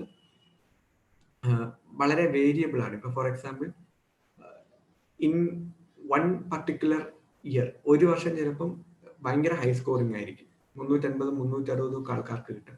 പിറ്റേ വർഷം വളരെ ലോ സ്കോറിംഗ് ആയിരിക്കും. അതുപോലെ വേറെ ചില ഓപ്ഷനൽസ് ഉണ്ട്. ഹൈ സ്കോറിംഗ് ആൾക്കാരും ലോ സ്കോറിംഗ് ആൾക്കാരും തമ്മിൽ വലിയ difference. For example 1 person might score 340, another person might be scoring just 180. പക്ഷെ മലയാളം, സോഷ്യോളജി പോലുള്ള ചില ഓപ്ഷനൽസ് ഉണ്ട്, അതിന്റെ mean score will not be too low. അതായത് even if you give slightly bad exam, even then you will have a certain kind of score. അപ്പം അങ്ങനെയുള്ള കാര്യങ്ങളും കൂടെ നോക്കുക. സ്കോറിംഗ് നോക്കുക, നിങ്ങളുടെ താല്പര്യം നോക്കുക, availability of coaching and test series അത് നോക്കുക. ഇതൊക്കെയാണ് മെയിൻലി നോക്കേണ്ടത്. Thank you. അടുത്തൊരു പ്രധാനപ്പെട്ട ചോദ്യം ചോദിക്കുന്നത് ഷഫീഖാണ്. ഷഫീഖ് ചോദിക്കുന്നത് കറണ്ട് അഫയേഴ്സിന്റെ ഒരു സ്ട്രാറ്റജി ഒന്ന് വിശദീകരിക്കാമോ എന്നുള്ളതാണ്. സർ പറയുമ്പോൾ നിങ്ങളിപ്പോ ഓപ്ഷണൽസിനെ കുറിച്ചൊക്കെ പറഞ്ഞു. ഓരോ കാര്യം ഇപ്പൊ ചർച്ച ചെയ്യുന്ന ഓരോ കാര്യങ്ങളും വളരെ വാലിഡ് ആണ്.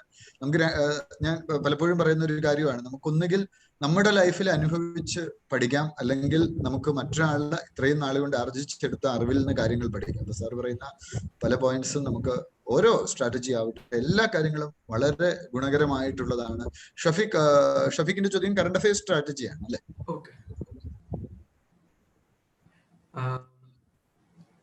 പറയാം. ഓക്കെ, കറണ്ട് അഫയേഴ്സിന്റെ സ്ട്രാറ്റജി എന്ന് പറയുമ്പോൾ നമ്പർ 1 തിങ് എപ്പോഴും പത്രം കൃത്യമായിട്ട് വായിക്കുക എന്നുള്ളതാണ്. കാരണം ന്യൂസ് പേപ്പറിൽ നിന്ന് പലപ്പോഴും ചിലപ്പോഴൊക്കെ ഡയറക്റ്റ്ലി തന്നെ ക്വസ്റ്റ്യൻസ് വരും പ്രിലിംസിനൊക്കെ. അതുകൊണ്ട് ഒരു പത്രമെങ്കിലും, പറ്റുമെങ്കിൽ 2 പത്രം, ബട്ട് അറ്റ്ലീസ്റ്റ് ഹിന്ദു എങ്കിലും കൃത്യമായിട്ട് വായിക്കുക, ന്യൂസ് ഫോളോ ചെയ്യുക. അത് നിങ്ങളുടെ പെർസ്പെക്റ്റീവ് ഡെവലപ്പ് ചെയ്യാൻ വേണ്ടി വളരെ ഹെൽപ്പ് ചെയ്യും. പിന്നെ നമുക്ക് കറണ്ട് അഫയേഴ്സിന്റെ കമ്പൈലേഷൻസ് വരും. ഇപ്പൊ ഇൻസൈറ്റ്സ് ഒക്കെ ഇടും, പല പല പല കോച്ചിങ് ഇൻസ്റ്റിറ്റ്യൂട്ട്സ് വിടും. ഒന്ന് മറ്റേനേക്കാളും നല്ലതാണെന്നൊന്നും എനിക്ക് പറയാൻ പറ്റത്തില്ല. Different people follow different strategy.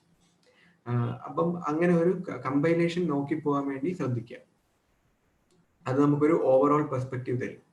അത് മാത്രമല്ല, even if you miss out something in the news paper, അത് ഈ ഡെയിലി കമ്പൈലേഷൻസിനകത്ത് കാണും. പിന്നെ മൂന്നാമത് യോജന, കുരുക്ഷേത്ര. ഇതില് രണ്ടും പറ്റുമെങ്കിൽ രണ്ടും, അല്ലെങ്കിൽ അറ്റ്ലീസ്റ്റ് യോജനയെങ്കിലും കൃത്യമായിട്ട് ഫോളോ ചെയ്യുക. കാരണം ഒന്നാമത്തെ കാര്യം, അത് ഗവൺമെന്റിന്റെ മൗത്ത് പീസ് ആണ്. ഗവൺമെന്റ് നമ്മളോട് എന്താണ് പറയാൻ ഉദ്ദേശിക്കുന്നത് എന്നുള്ള കാര്യം യോജനയ്ക്കകത്തും കുരുക്ഷേത്രക്കകത്തും ഒക്കെ കൃത്യമായിട്ട് കാണും. അപ്പൊ അത് അത് കൃത്യമായിട്ടൊന്ന് ഫോളോ ചെയ്യുക. അത് മാത്രമല്ല, അതിനകത്ത് നമുക്ക് ഒരുപാട് പെർസ്പെക്റ്റീവ്സും ഒരുപാട് കീവേഡ്സും കിട്ടും. മെയിൻസ് എഴുതാൻ വേണ്ടി യോജന ഭയങ്കര ഹെൽപ്ഫുൾ ആണ്, ഒരുപാട് ഹെൽപ്പ് ചെയ്യും യോജന. മെയിൻസ് എഴുതുമ്പോഴത്തേക്കും പെർസ്പെക്റ്റീവ്സിന്റെ രീതിയിലായാലും നമുക്ക് ഈ പറഞ്ഞ പോലെ സജഷൻസ് വെക്കാനായാലും ഒക്കെ ഒരുപാട് ഹെൽപ്പ് ചെയ്യും. പിന്നെ പറ്റുമെങ്കിൽ ഈ സിവിൽ സർവീസ് ടൈംസോ അല്ലെങ്കിൽ ഏതെങ്കിലും ഒരു മാഗസിൻ ഫോളോ ചെയ്യുക. പിന്നെ സമയമുണ്ടെങ്കിൽ ഓബ്വിയസ്ലി നമുക്ക് ഫ്രണ്ട് ലൈൻ വായിക്കാം. ഹിന്ദുവിന്റെ Frontline is a very good publication.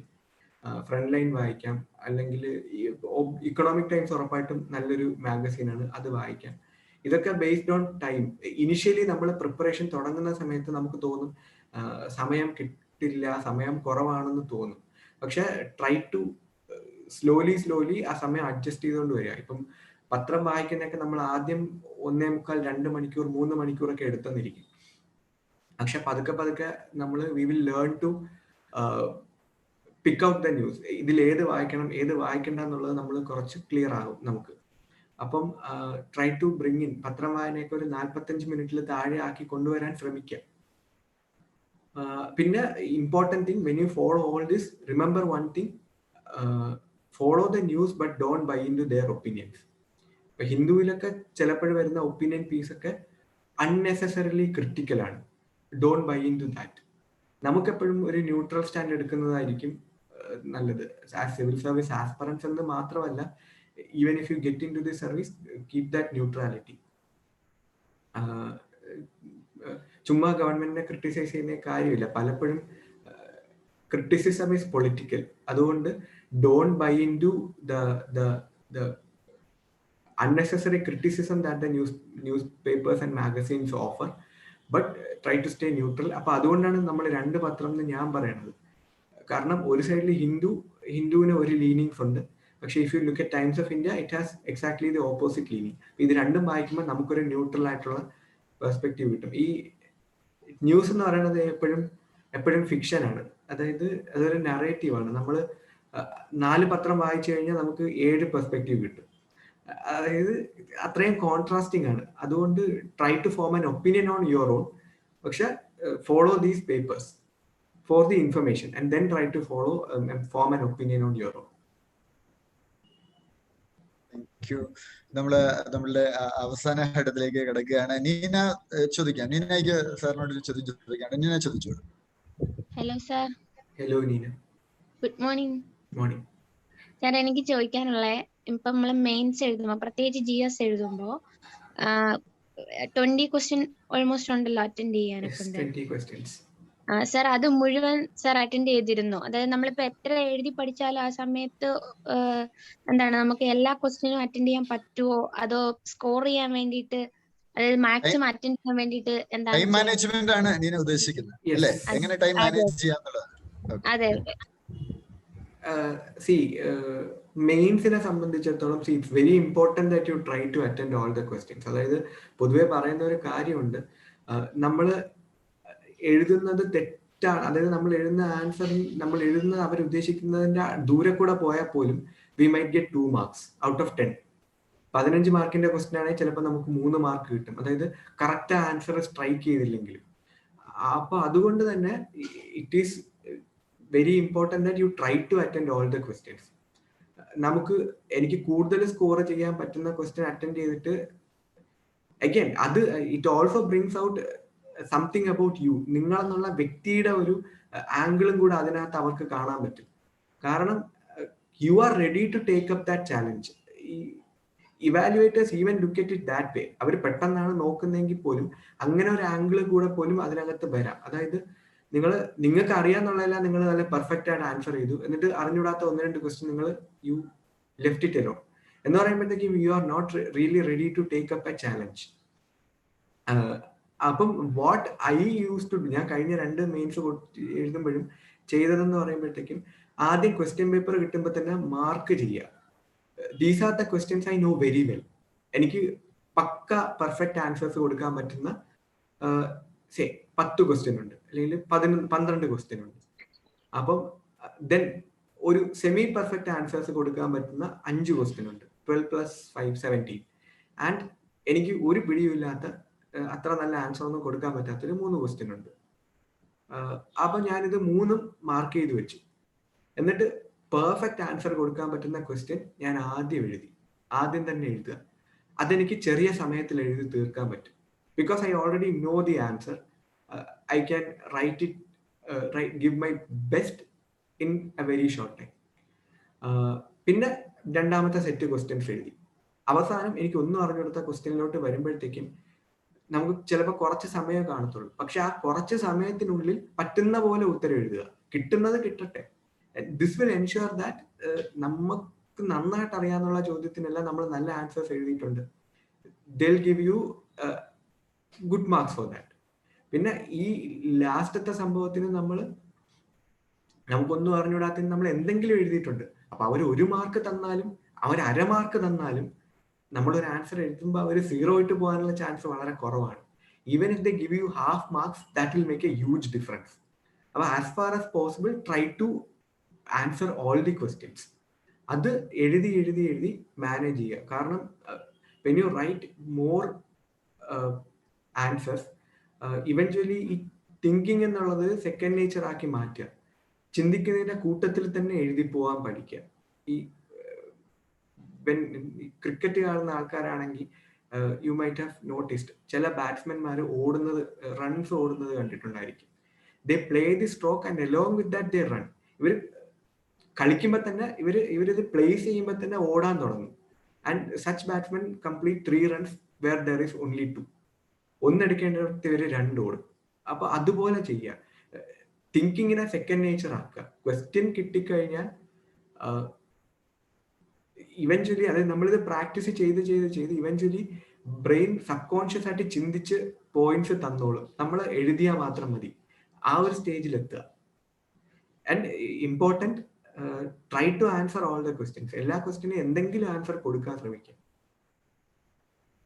Sir ഒരു സംശയം കൂടെ സാർ, അപ്പൊ ഈ നമ്മൾ ഓർഡറിലായിട്ട് എഴുതണം എന്നുണ്ടോ? അങ്ങനെ എന്തോ ഇല്ലേ? അല്ല, ആക്ച്വലി ക്വസ്റ്റ്യൻ പേപ്പറിനകത്ത് ഓർഡറിലാണ് തന്നിരിക്കുന്നത്.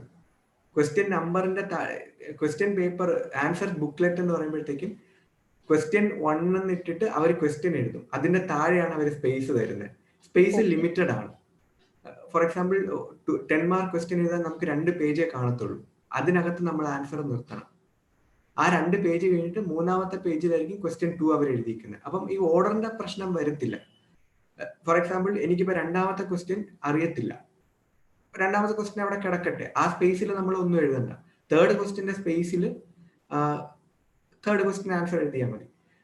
ഈ സാമ്പിൾ ആൻസർ ബുക്ക്ലെറ്റ് നമുക്ക് UPSCയുടെ വെബ്സൈറ്റിൽ അവൈലബിൾ ആണ്. അതൊന്ന് എടുത്ത് നോക്കുമ്പോൾ ഈ ഞാൻ പറഞ്ഞ സംഭവം ക്ലിയർ ആയിട്ടില്ലെങ്കിൽ ക്ലിയർ ആവും.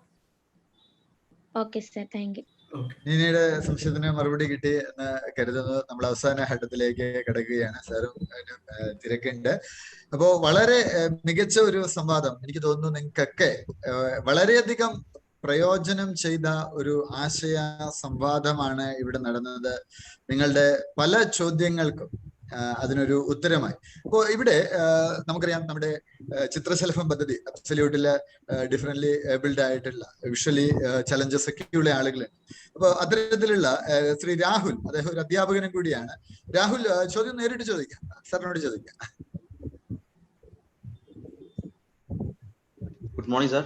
ഹലോ സാർ, എന്റെ പേര് രാഹുൽ എന്നാണ്. ഞാനും ഇപ്പോ ഞാൻ അധ്യാപകനായിട്ട് വർക്ക് ചെയ്തിട്ട് ഇപ്പൊ UPSC എക്സാമിന് വേണ്ടിയിട്ട് ഞാൻ അത് റിസൈൻ ചെയ്തിപ്പോ അതിനുവേണ്ടി സ്റ്റഡി ചെയ്യാണ്. അപ്പൊ എനിക്കും വിഷ്വലി ചെറിയൊരു ബുദ്ധിമുട്ടുണ്ട്. അപ്പോ ഞാനും ഈ പറഞ്ഞ പോലെ ഇവിടുത്തെ ക്ലാസ്സസും പിന്നെ അതുപോലെ മറ്റ് സോഴ്സസ് ഉപയോഗിച്ചുകൊണ്ടാണ് ഞാനും പഠിക്കുന്നത്.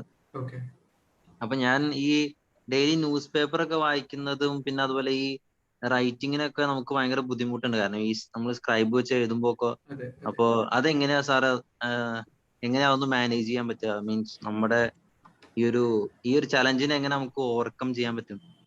റീഡിംഗ് ആണ് പ്രധാനമായിട്ട് ഉദ്ദേശിച്ചത് അല്ലേ രാഹുൽ? റീഡിംഗ് ആണോ പ്രധാനമായിട്ട് ഉദ്ദേശിച്ചത്? റീഡിംഗ്. അതെ സാർ, അതെ. കാരണം ഞാൻ നോക്കുന്നത് ഈ പറഞ്ഞ പോലെ ഈ DNS പോലത്തെ യൂട്യൂബ് വീഡിയോസ് ഒക്കെയാണ് കൂടുതലും കാണാറ്. അപ്പോ പിന്നെ മാത്രമല്ല, ഞാൻ ഈ റൈറ്റിംഗ് ചെയ്യുമ്പോൾ സ്ക്രൈബ് വെച്ച് എഴുതുമ്പോൾ നമുക്ക് ആ ഒരു ടൈമിൽ നമുക്കത് ഉൾക്കൊള്ളിക്കാൻ പറ്റുന്നില്ല. അപ്പൊ എക്സ്ട്രാ ടൈം കിട്ടുമോ ആ കാര്യങ്ങൾ കൂടി അറിയണം. എക്സ്ട്രാ ടൈം ഒക്കെ കിട്ടുമോ? റീഡിങ്ങിന്റെ കാര്യം ഞാൻ യൂഷ്വലി സ്ക്രീൻ റീഡർ യൂസ് ചെയ്യാറുണ്ട്. അപ്പം സ്ക്രീൻ റീഡർ യൂസ് ചെയ്യുമ്പോഴത്തേക്കും നമുക്ക് Hindu news paper screen reader എന്ന് പറയുമ്പം ഐ ബിലീവ് രാഹുൽ യൂസ് ചെയ്യുന്നുണ്ടോ എന്ന് എനിക്ക് അറിയില്ല. സ്ക്രീൻ റീഡർ യൂസ് ചെയ്തിട്ടാണോ കമ്പ്യൂട്ടർ ഒക്കെ യൂസ് ചെയ്യുന്നത്?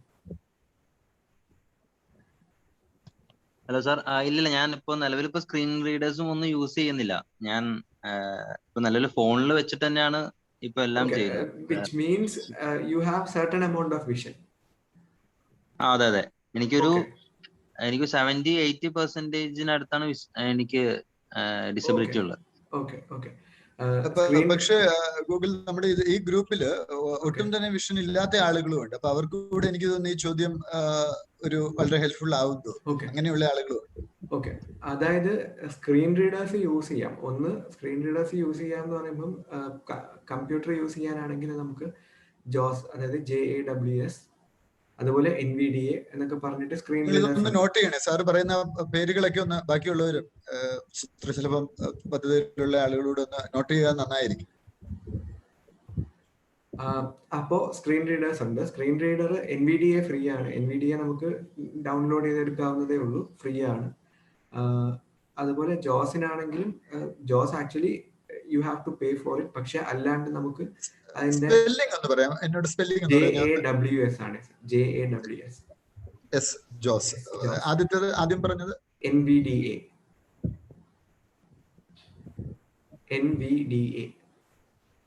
N for national, V for national. Yeah, I'll type it. വേണമെങ്കിൽ ഞാൻ ചാറ്റ് ബോക്സിൽ ഇടാം. ഓക്കെ ഓക്കെ ഓക്കെ, നന്നായിരിക്കും.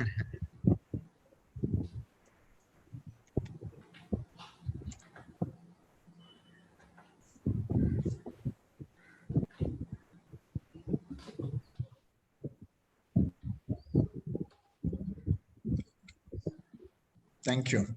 Then we have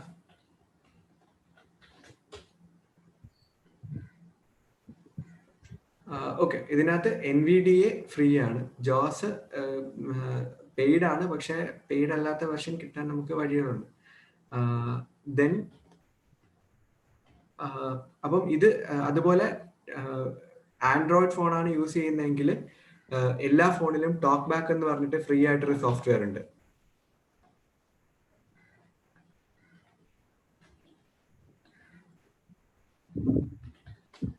നമ്മുടെ ചിത്രശലഭം ഗ്രൂപ്പിലുള്ള ആരെങ്കിലും ഇത് ആ ഗ്രൂപ്പിലേക്ക് കൂടെ ഒന്ന് ഷെയർ ചെയ്യണം. ഇതൊന്ന് ടൈപ്പ് ചെയ്ത് ഷെയർ ചെയ്യണം ഗ്രൂപ്പിൽ.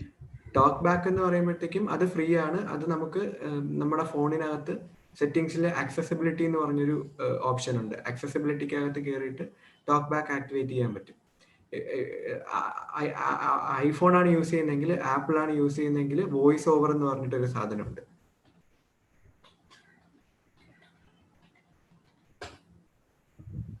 വോയിസ് ഓവറും ഇതുപോലെ തന്നെയാണ്. അത് ഓട്ടോമാറ്റിക്കലി ഇൻസ്റ്റാൾഡ് ആണ്. അപ്പൊ അതും യൂസ് ചെയ്യാൻ പറ്റും. അപ്പോ അത് യൂസ് ചെയ്ത് കഴിഞ്ഞാൽ നമുക്ക് ഇതിലേത് സ്ക്രീൻ റീഡർ യൂസ് ചെയ്താലും നമുക്ക് ന്യൂസ് പേപ്പർ അതുപോലെ ബാക്കി PDF ഡോക്യുമെന്റ് എല്ലാം വായിക്കാൻ പറ്റും. ഞാൻ പണ്ട് മുതലേ യൂസ് ചെയ്യുന്ന ഇതാണ്. ഞാൻ എൻ്റെ ഡിഗ്രി PG എക്സാംസ് ഒക്കെ എഴുതിയതും ലാപ്പ് വെച്ചിട്ടായിരുന്നു. അപ്പം എഴുതാനുള്ളതും ഒരു സൊല്യൂഷൻ എന്ന് പറയുമ്പോഴത്തേക്കും നമുക്ക് ഒറിജിനൽ എക്സാം സ്ക്രൈബ് വെച്ച് തൽക്കാലം എഴുതാൻ പറ്റത്തുള്ളൂ. പക്ഷെ നമുക്ക് കറന്റ്ലി ആൻസർ റൈറ്റിംഗ് പ്രാക്ടീസ് ചെയ്യണമെങ്കിൽ നമുക്ക് വേർഡിനകത്ത് ടൈപ്പിംഗ് സ്പീഡ് ഉണ്ടെങ്കിൽ ടൈപ്പ് ചെയ്തിട്ട് അത് ഇവാലുവേറ്റ് ചെയ്യുന്ന ആൾക്കാർക്ക് സെൻഡ് ചെയ്ത് കൊടുക്കാം. ഞാൻ കുറെയൊക്കെ അങ്ങനെ ആയിരുന്നു ചെയ്തത്. പിന്നീട് ഇപ്പൊ നമ്മളൊന്ന് പ്രിലിംസ് ഒക്കെ ക്ലിയർ ചെയ്ത് കഴിഞ്ഞാൽ നമുക്ക് പെട്ടെന്ന് തന്നെ സ്ക്രൈബിനെ കണ്ടെത്തിയിട്ട് അവരെ കൂടെ ഇരുത്തി മോക്ക് ടെസ്റ്റ് എഴുതിപ്പിച്ച് അവരുടെ സ്പീഡ് നമ്മുടെ സ്പീഡിൽ ഈക്വൽ ആക്കുക എന്നുള്ള എക്സ്ട്രാ ടൈം ഉണ്ട്. 1 മണിക്കൂറിന് 20 മിനിറ്റ് വെച്ച് എക്സ്ട്രാ ടൈം ഉണ്ട്. അത് പ്രിലിംസിനും മെയിൻസിനും കിട്ടും. പക്ഷെ അപ്പാർട്ട് ഫ്രം ദാറ്റ് അപ്പം അവരെ കൂടെ ഇരുത്തി മോക്ക് ടെസ്റ്റ് എഴുതിപ്പിച്ച് ആ ഒരു സിങ്ക് ആക്കി എടുക്കുക എന്നുള്ളതാണ് നമുക്ക് ചെയ്യാൻ പറ്റുന്ന കാര്യം. ഇപ്രാവശ്യം ഞാനും എൻ്റെ സ്ക്രൈബ് കൂടിയിട്ട് കുറച്ച് മോക്ക് ടെസ്റ്റുകൾ എഴുതിയിരുന്നു. അപ്പം അതുകൊണ്ട് തന്നെ അത് സിങ്കായി വരും, നമുക്ക് ടൈമിനകത്ത് നിർത്താൻ പറ്റും. അപ്പം ഇനീഷ്യലി നമുക്കിപ്പം ഇതുപോലെ ടൈപ്പിംഗ് സ്പീഡ് ഉണ്ടെങ്കിൽ നമുക്ക് വേർഡിലോ എവിടെയെങ്കിലും ആൻസേഴ്സ് എഴുതി പഠിക്കാം, അത് ഇവാലുവേറ്റേഴ്സിന് അയച്ചു കൊടുക്കാം. പിന്നീട് സ്ക്രൈബിനെ സെറ്റ് ആക്കിയതിന് ശേഷം അവരുമായിട്ട് ഇരുന്ന് ആൻസേഴ്സ് എഴുതി പഠിക്കാൻ ശ്രമിക്കാം. പിന്നെ ബാക്കി പത്രം എല്ലാം സ്ക്രീൻ റീഡേഴ്സ് വെച്ച് വായിക്കാൻ പറ്റും. എല്ലാ പത്രവും വായിക്കാൻ പറ്റും, എല്ലാ ബുക്കും വായിക്കാൻ പറ്റും, PDF ഡോക്യുമെന്റ് ആയിട്ട് വരുന്ന എല്ലാം വായിക്കാൻ പറ്റും. യൂട്യൂബ് ബ്രൗസ് ചെയ്ത് വീഡിയോസ് കാണാൻ പറ്റും, സോഷ്യൽ മീഡിയ ഉപയോഗിക്കാൻ പറ്റും, എല്ലാം പറ്റും.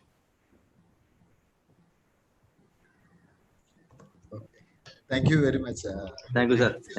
ഇവർക്ക് വളരെ ഒരു കൺഫ്യൂഷൻ ഉണ്ടായിരുന്ന ഒരു ഏരിയയാണ്. അവിടുത്തെ ഒരു വലിയൊരു കൺഫ്യൂഷൻ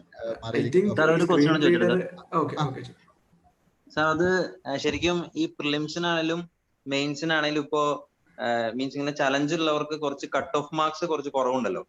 അപ്പൊ അങ്ങനെ നോക്കുമ്പോൾ ശരിക്കും കൂടുതൽ കുറച്ചുകൂടി കോൺസെൻട്രേറ്റ് ചെയ്യേണ്ടത് ഏതൊരു ഏരിയാസ് ആയിരിക്കും? കുറച്ചുകൂടി സ്റ്റാറ്റിക് പോർഷൻസ്, അതായത് ഇപ്പോ ഈ ഹിസ്റ്ററി, ജോഗ്രഫി അങ്ങനെ നമ്മൾ നോക്കുമ്പോൾ കുറച്ചുകൂടി കൂടുതൽ കോൺസെൻട്രേറ്റ് ചെയ്യേണ്ടത് ഏത് സബ്ജക്ട്സിനായിരിക്കും കുറച്ചുകൂടി ഈ കട്ട് ഓഫ് കുറവുള്ള ഒരു സാഹചര്യത്തിൽ? എന്റെ ഒരു പേഴ്സണൽ അഭിപ്രായം എന്ന് പറയുമ്പോഴത്തേക്കും കട്ട് ഓഫ് കുറവ് നമ്മൾ കൺസിഡർ ചെയ്യാൻ പോവണ്ട. Try to appear. ഇപ്പൊ കട്ട് ഓഫ് പ്രത്യേകിച്ച് മെയിൻസിന് നമ്മൾ കട്ട് ഓഫ് കുറവുള്ള കട്ട് ഓഫിനകത്ത് നമ്മൾ എത്തിയിട്ട് കാര്യമില്ല. If you want to get in the top service, ഏറ്റവും ടോപ്പ് ആയിട്ടുള്ള സർവീസിൽ വരണമെങ്കിൽ നമ്മൾ ജനറൽ കട്ട് ഓഫിനെ കാണുമെന്നല്ല, ഏറ്റവും ടോപ്പ് ഒരു മാർക്ക് നമുക്ക് കിട്ടിയാലേ പറ്റത്തുള്ളൂ. കട്ട് ഓഫ് കുറവ് വരുമ്പോഴത്തേക്കും വാട്ട് ഹാപ്പൻസ് ഈസ് നമ്മൾ താഴെയുള്ള ഒരു സർവീസിൽ അക്കോമഡേറ്റ് ചെയ്യപ്പെടും. അതുകൊണ്ട് ഡോണ്ട് കൺസിഡർ ഈ കട്ട് ഓഫ് കുറവുണ്ടെന്നുള്ള കാര്യം. കാരണം നമ്മൾ ഫൈനൽ റാങ്ക് ലിസ്റ്റ് ഇടുമ്പോൾ മാർക്ക് അനുസരിച്ചാണല്ലോ നമ്മുടെ റാങ്ക് വരുന്നത്. അപ്പം കട്ട് ഓഫ് കുറവാണെങ്കിൽ ആ കട്ട് ഓഫിനകത്ത് വന്നു കഴിഞ്ഞാൽ you will be getting A lower rank. അപ്പം താഴത്തെ ഒരു സർവീസ് ആയിരിക്കും കിട്ടുന്നത്. Don't play for that. അതിനു വേണ്ടി നമ്മൾ കളിക്കണ്ട. നമ്മൾ കളിക്കുമ്പോഴത്തേക്കും നമ്മൾ ടോപ്പിലെത്താൻ വേണ്ടി കളിക്കാം. അപ്പം കട്ട് ഓഫ് കുറവുണ്ടെന്നുള്ള കാര്യം don't even keep it in your mind. That is kind of നമുക്കൊരു കംപ്ലേസൻസി ഉണ്ടാക്കും. ഓക്കെ, എനിക്ക് കട്ട് ഓഫ് കുറവാണ്, ഞാനിപ്പം അതനുസരിച്ച് അങ്ങനെ അതിന്റെ ആവശ്യം. We don't need that. Play to reach the top rank. ഏറ്റവും കൂടുതൽ മാർക്ക് സ്കോർ ചെയ്യാനായിട്ട് പഠിക്കാം. കട്ട് ഓഫ് കുറവുണ്ടെന്നുള്ള കാര്യം മനസ്സിൽ പോലും വയ്ക്കാതിരിക്കുക എന്നാണ് എൻ്റെ ഒരു പേഴ്സണൽ അഭിപ്രായം. തീർച്ചയായിട്ടും അത് തന്നെയാണ് ഏറ്റവും നല്ലൊരു കാര്യം. ഏറ്റവും മുഖ്യധാര സർവീസുകളിലേക്ക് തന്നെ വരാനുള്ള സാധ്യത അപ്പൊ കിടക്കുകയാണ്. ഇവര് പലരും ചോദിക്കുന്ന ഒരു ചോദ്യം, ഈ നമ്മളുടെ പ്രത്യേകിച്ചും പ്രിലിമിനറിയില് സിസാറ്റിന്റെ കട്ട് ഓഫ് സെയിം തന്നെയാണോ അതോ കോംപ്രിഹെൻഷൻ കൂടുതൽ കിട്ടുമോ എന്ന ചോദ്യം ചോദിക്കാറുണ്ട്. സിസാറ്റിന്റെ കട്ട് ഓഫ് സെയിം ആണ്. അത് ക്വാളിഫയിങ് പേപ്പർ ആയതുകൊണ്ട് എവരിവൺ ഹാസ് ടു സ്കോർ 33%. അപ്പൊ അതിൽ കോംപ്രിഹെൻഷൻ ക്വസ്റ്റ്യൻ ഒന്നും കൂടുതൽ വരാറില്ല അല്ലേ? ഇല്ല. ജനറൽ പേപ്പർ തന്നെയാണ്. മാത്തമാറ്റിക്സ് ഈക്വലി, ഐ മീൻ റീസണിങ്ങും ക്വാണ്ടിറ്റേറ്റീവ് സ്കിൽസും ഈക്വലി തന്നെ വരും. കോംപ്രിഹെൻഷൻ കൂടുതൽ വരാറില്ല. പിന്നെ വേറൊരു സത്യമുണ്ട്, കോംപ്രിഹെൻഷൻ കൂടുതൽ വന്നിട്ടും ഈ പറഞ്ഞ പോലെ വലിയ കാര്യമുണ്ടെന്ന് എനിക്ക് തോന്നുന്നില്ല. കാരണം കോംപ്രിഹെൻഷന് പലപ്പോഴും നമ്മൾ ഉദ്ദേശിക്കുന്ന ആൻസർ ആയിരിക്കത്തില്ല അവരുദ്ദേശിക്കുന്നത്. അതിനേക്കാളും നമ്മൾ റീസണിങ്ങും അല്ലെങ്കിൽ ക്വാണ്ടിറ്റേറ്റീവ് സ്കില്ല് കുറച്ചുകൂടെ പ്രാക്ടീസ് ചെയ്താൽ നമുക്ക് കുറച്ചുകൂടെ കറക്റ്റ് ആണെന്ന് ഉറപ്പുള്ള ഉത്തരം കിട്ടാനുള്ള ചാൻസ് ഉണ്ട്. തീർച്ചയായിട്ടും. അപ്പൊ ഒരു ടൈം വേഴ്സസ് അല്ലെ റിസൾട്ടിലേക്ക് നോക്കുമ്പോ കുറച്ചുകൂടി ഇവിടെ പ്രാക്ടീസ് ചെയ്താൽ അതായിരിക്കും ഏറ്റവും നല്ലത്. പിന്നെ നമുക്ക് സമയം നന്നായിട്ട് കിട്ടും. കാരണം നമുക്ക് മറ്റേതുപോലെ നമുക്ക് 100 ക്വസ്റ്റ്യൻ എഴുതാനായിട്ട് ഓടണ്ട. നമുക്ക് ഉള്ള സമയത്തിനുള്ളിൽ നമ്മൾ 33% മുകളിൽ സ്കോർ ചെയ്താൽ മതി. അപ്പം സമയം എടുത്ത് ചെയ്യാൻ പറ്റും. അതെ, നമുക്ക് ഉത്തരം അറിയുകയും ചെയ്യും, ഏകദേശം അറിയുകയും ചെയ്ത് ശരിയാണോ കണക്കാണെങ്കിൽ നമുക്ക് ഏകദേശം ഉറപ്പിക്കാൻ പറ്റും. അതെ. അപ്പൊ വളരെ മികച്ച ഒരു സംവാദമാണ് കഴിഞ്ഞ 1.25 മണിക്കൂറായി നടന്നുകൊണ്ടിരുന്നത്. ഇന്നത്തെ ഈ പ്രോഗ്രാം ഇത് കണ്ടുകൊണ്ടിരിക്കുന്ന ഏകദേശം 100-ൽ പരം വിദ്യാർത്ഥികൾക്ക് അവർക്ക് വളരെയധികം പ്രയോജനപ്രദമാണ് എന്ന് ഞാൻ കരുതുന്നു.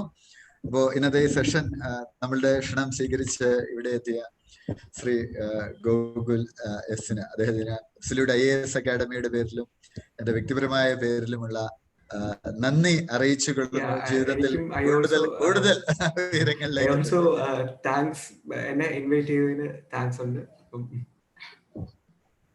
തീർച്ചയായിട്ടും. അപ്പൊ ഞങ്ങൾക്ക് ഒരുപാട് സന്തോഷം. അപ്പൊ എല്ലാവിധ ആശംസകളും ഇനിയുള്ള ഇങ്ങോട്ടേക്കുള്ള യാത്രയിലും എല്ലാവിധ ആശംസകളും നേരുന്നു. നന്ദി. Thank you sir. Thank you sir. Thank you sir. Thank you sir. Thank you sir. Thank you sir. എനിക്ക് തോന്നുന്നു നിങ്ങൾക്കൊക്കെ വളരെയധികം പ്രയോജനപ്രദമായിട്ടുള്ള സെഷനാണ്. നമ്മൾ അതൊരു പ്രാക്ടിക്കൽ ആയിട്ടുള്ള കാര്യങ്ങളൊക്കെയാണ്. തീർച്ചയായിട്ടും അദ്ദേഹം പറഞ്ഞത് തന്നെയാണ്, സിവിൽ സർവീസിൽ വേണ്ട കുറെ കാര്യങ്ങളെ കുറിച്ച് പറഞ്ഞു. സ്റ്റാർട്ടിങ് ഫ്രം മെഡിറ്റേഷൻ, ഒരു സ്പിരിച്വൽ ബ്ലിസ് ഉണ്ട്, മൈൻഡിന്റെ ഒരു മൈൻഡ്ഫുൾനെസ് അടക്കമുള്ള കാര്യങ്ങൾ, കണ്ടിന്യൂസ് മോട്ടിവേഷൻ തുടങ്ങി സ്ട്രാറ്റജീസ് വരെ കൃത്യമായിട്ട് ഓരോരുത്തർക്കും വേണ്ടത് വെവ്വേറെ സ്ട്രാറ്റജീസ് ആണെന്നുള്ള ഘടകങ്ങൾ. അപ്പോൾ നമ്മൾ ഇതൊക്കെ തന്നെയാണ് പറയുന്നത്. നമ്മുടെ കഴിഞ്ഞ വീഡിയോയും വ്യത്യസ്ത സ്ട്രാറ്റജി വേണം എന്നുള്ളതിനെ കുറിച്ചായിരുന്നു. അപ്പൊ നമുക്കത് കൂടുതലും ഹെൽപ്ഫുൾ ആവും. നമ്മൾ വിചാരിച്ചു കഴിഞ്ഞാൽ എല്ലാ തരത്തിലുള്ള പ്രശ്നങ്ങളെയും അതിജീവിച്ചുകൊണ്ട് സർവീസിലെത്താം. അദ്ദേഹം ഫസ്റ്റ് അറ്റംപ്റ്റ് തന്നെയാണ് സർവീസിൽ എത്തിയിട്ടുള്ളത്. ഇംഗ്ലീഷ് ലിറ്ററേച്ചറിൽ PhD ചെയ്യുന്ന ആളാണ്. ഇംഗ്ലീഷ് ലിറ്ററേച്ചറിൽ നെറ്റും JRFും ഒക്കെ ഉള്ള ആളാണ്. അപ്പൊ അതിനെ അതിജീവിച്ചുകൊണ്ട് ഈ വർഷം അദ്ദേഹം മലയാളം ലിറ്ററേച്ചർ ഓപ്ഷണലായിട്ട് എടുക്കുകയും ഉന്നതമായ വിജയം നേടുകയും ഒക്കെ ചെയ്തു.